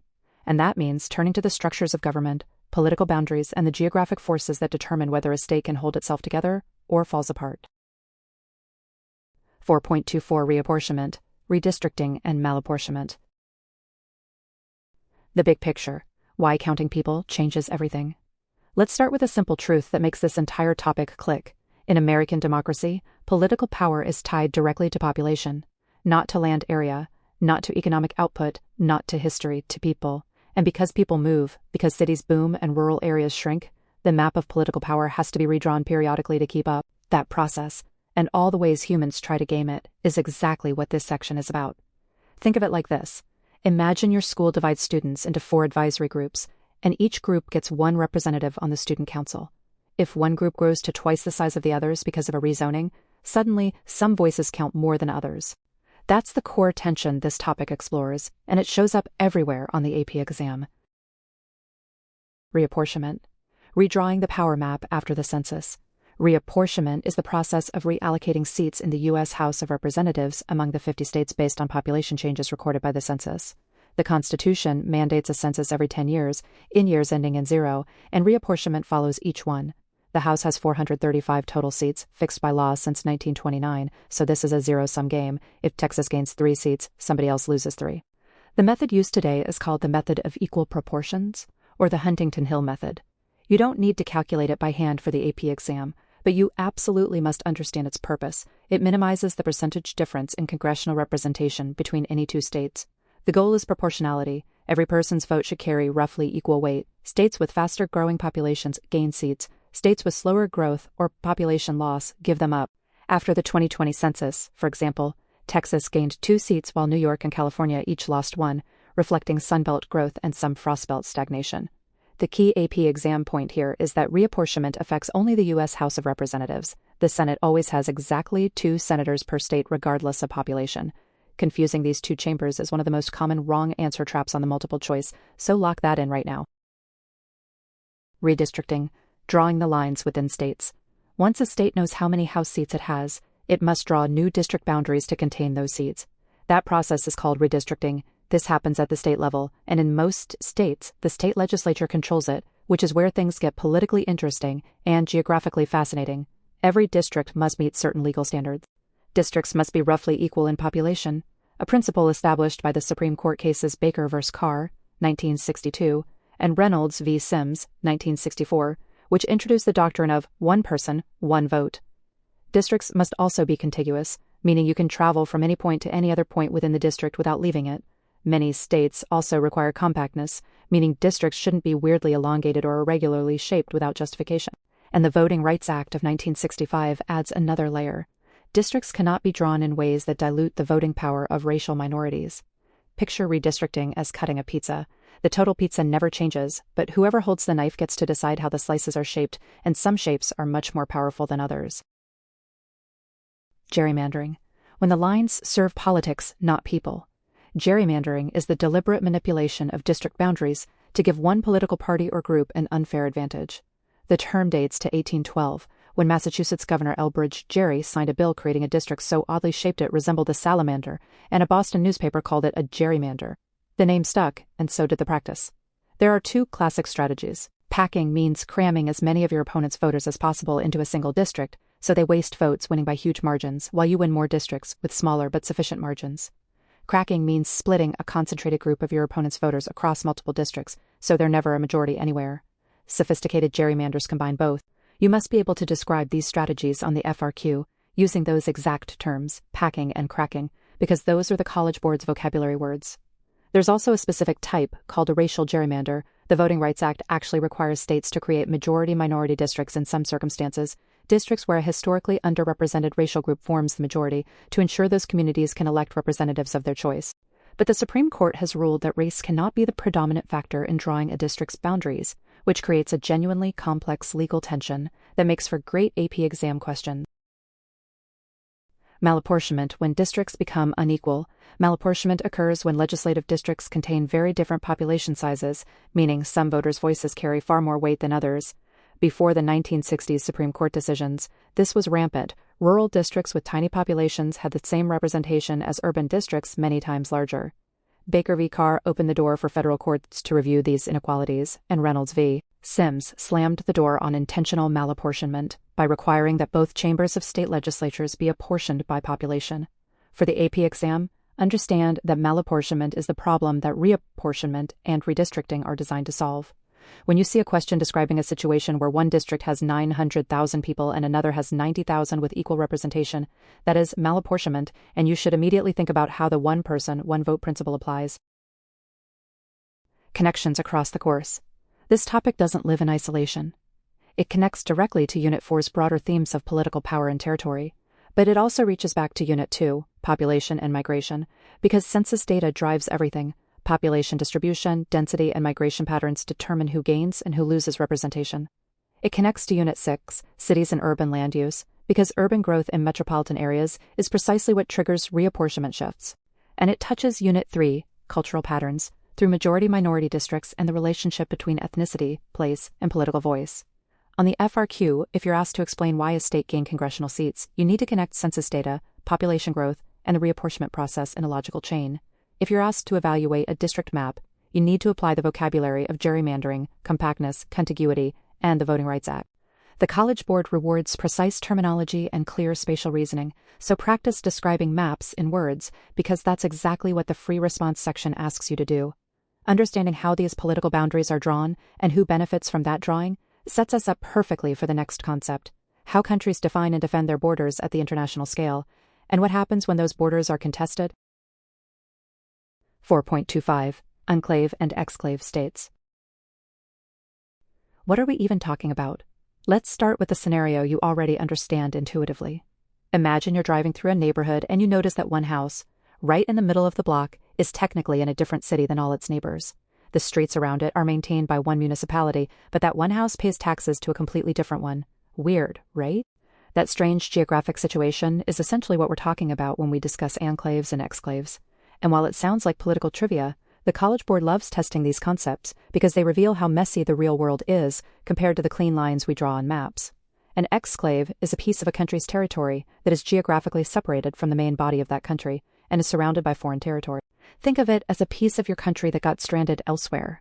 The classic example you absolutely must know for the AP exam is Kaliningrad, a piece of Russia sitting on the Baltic Sea, sandwiched between Poland and Lithuania, with no land connection to mainland Russia whatsoever.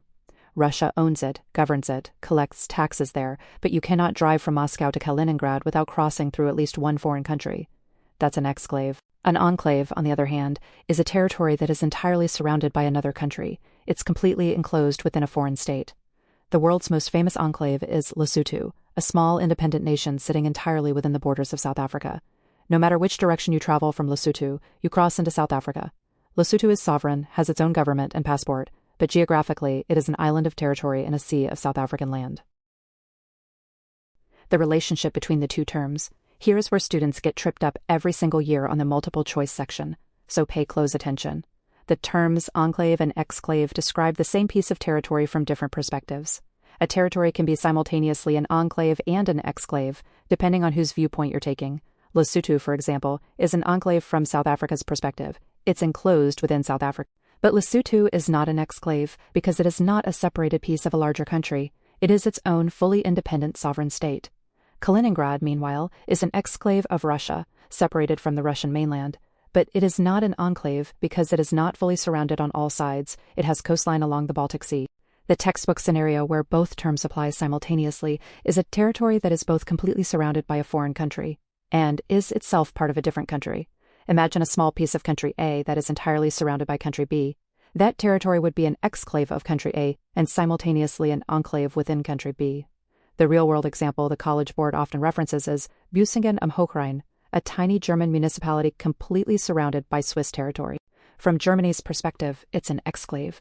From Switzerland's perspective, it's an enclave sitting inside its borders. Why do these situations exist? Understanding the why behind enclaves and exclaves is just as important as memorizing the definitions, because the AP exam will ask you to analyze political consequences, not just identify terms. These anomalies typically arise from historical treaties, wars, and colonial boundary drawing that prioritize political negotiations over geographic logic. The borders of many African states, for instance, were drawn by European colonial powers at conferences like the Berlin Conference of 1884–85 with rulers and pencils, with little regard for ethnic groups, natural features, or logical geographic continuity. This created numerous fragmented political territories across the continent. Kaliningrad's story is particularly rich. It was formerly the German city of Königsberg, seized by the Soviet Union at the end of World War II, and when the Soviet Union dissolved in 1991, Russia kept it stranded and surrounded by newly independent countries that had previously been Soviet republics themselves. Political and economic consequences. The AP exam is deeply interested in the consequences of these geographic situations, which connects this topic directly to Unit 4's broader themes of sovereignty, territorial integrity, and political instability. Exclaves are notoriously difficult to govern and defend. How does Russia supply Kaliningrad? How does it project military power there? The answer involves complex transit agreements with Lithuania and a heavy reliance on sea access, logistics that create ongoing diplomatic friction. For the FRQ, if you're asked to analyze challenges facing an exclave state, you should discuss access and connectivity, supply chain vulnerability, the risk of the territory being used as a geopolitical pressure point by surrounding states, and the difficulty of maintaining cultural and political cohesion when a population is physically separated from its homeland. Enclaves face a different but equally serious set of challenges. Lesotho is economically dependent on South Africa for trade, water management, and labor migration. Its sovereignty is real on paper, but its practical autonomy is severely constrained by geography. This connects beautifully to the Unit 4 concept of political sovereignty versus practical sovereignty, a distinction the College Board loves to test. You might also connect this to the idea of landlocked states from Section 4.2, since both enclaves and landlocked states share the problem of limited independent access to the outside world. Common MCQ traps to avoid. The most dangerous trap is confusing which term applies from which perspective.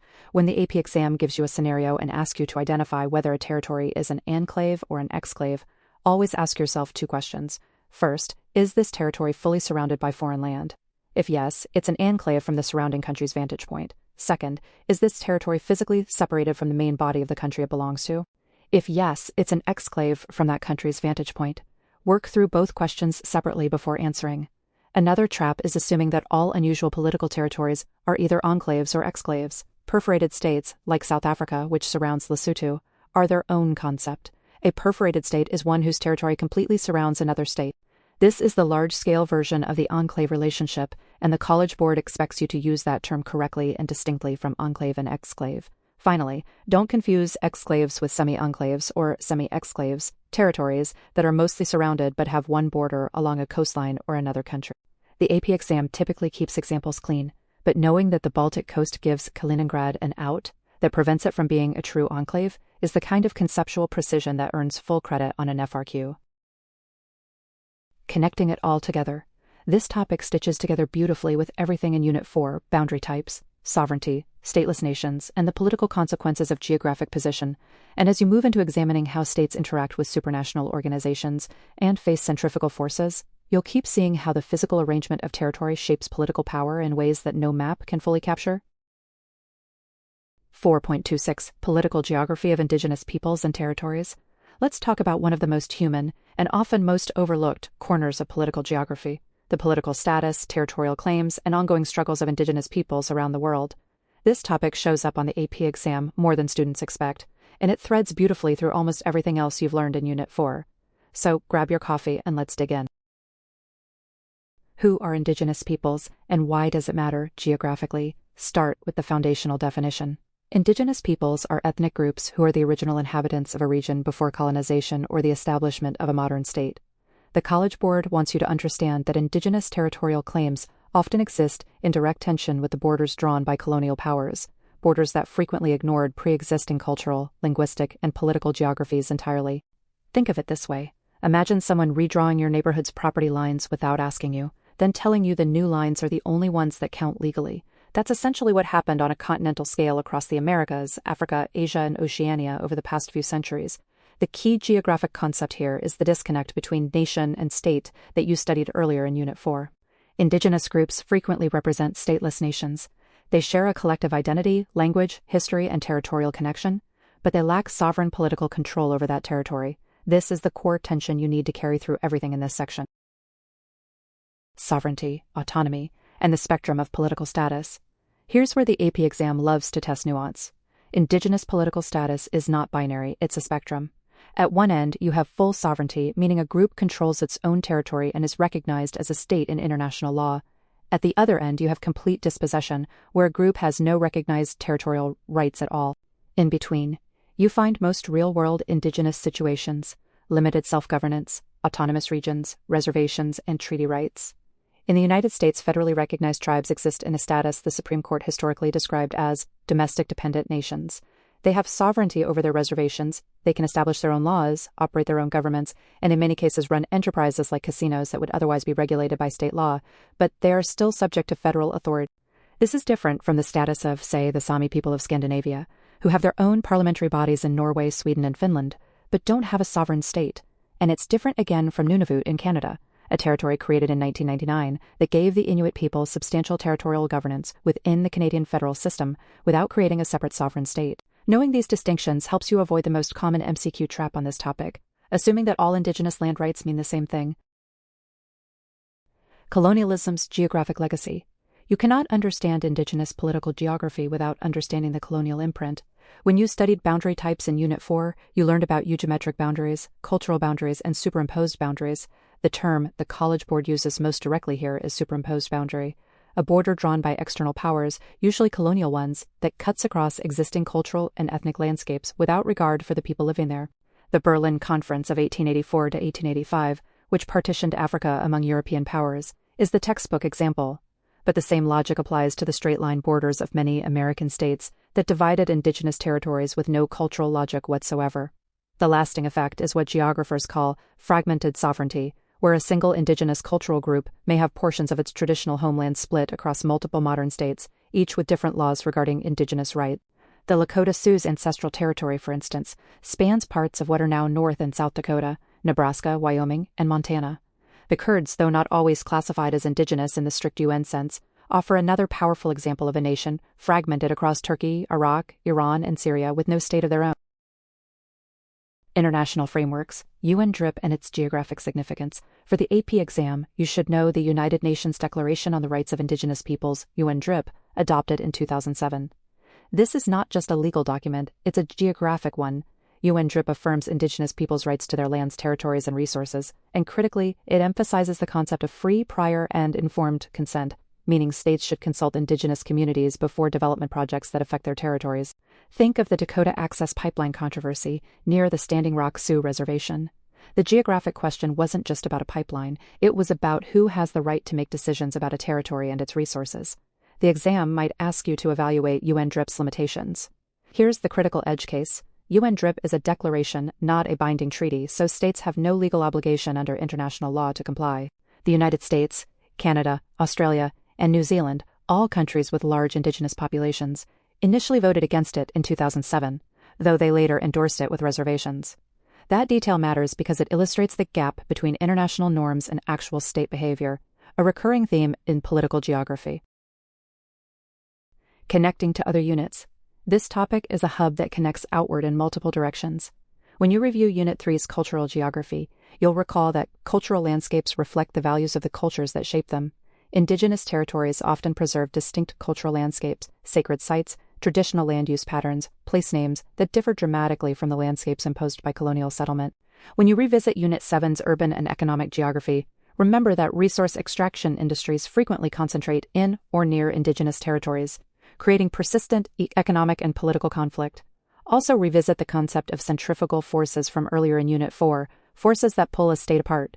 Indigenous separatist and autonomy movements act as centrifugal forces within multinational states. The Zapatista movement in Chiapas, Mexico, is a classic AP example, an indigenous political uprising that challenged the Mexican state's authority over territory. The Zapatistas considered their ancestral homeland. And don't forget irredentism. While this concept usually applies to states wanting to reclaim territory populated by co-ethnics across a border, indigenous territorial claims sometimes carry a parallel logic, the claim that a people and a territory belong together in ways that current political maps deny. Common MCQ traps to avoid. The exam will try to get you to conflate autonomy with sovereignty. They are not the same thing. Autonomous regions operate within a state. Sovereign territories operate independently of one. It will also try to get you to say that all Indigenous land claims are legally recognized, many are not. And watch out for questions that imply colonialism ended cleanly. Its geographic effects on indigenous territories are ongoing, not historical. With indigenous political geography grounding you in the human costs of where borders are drawn and who draws them, you're perfectly set up to explore how states manage, and sometimes mismanage, internal diversity through political and administrative structures, which is exactly where we're headed next.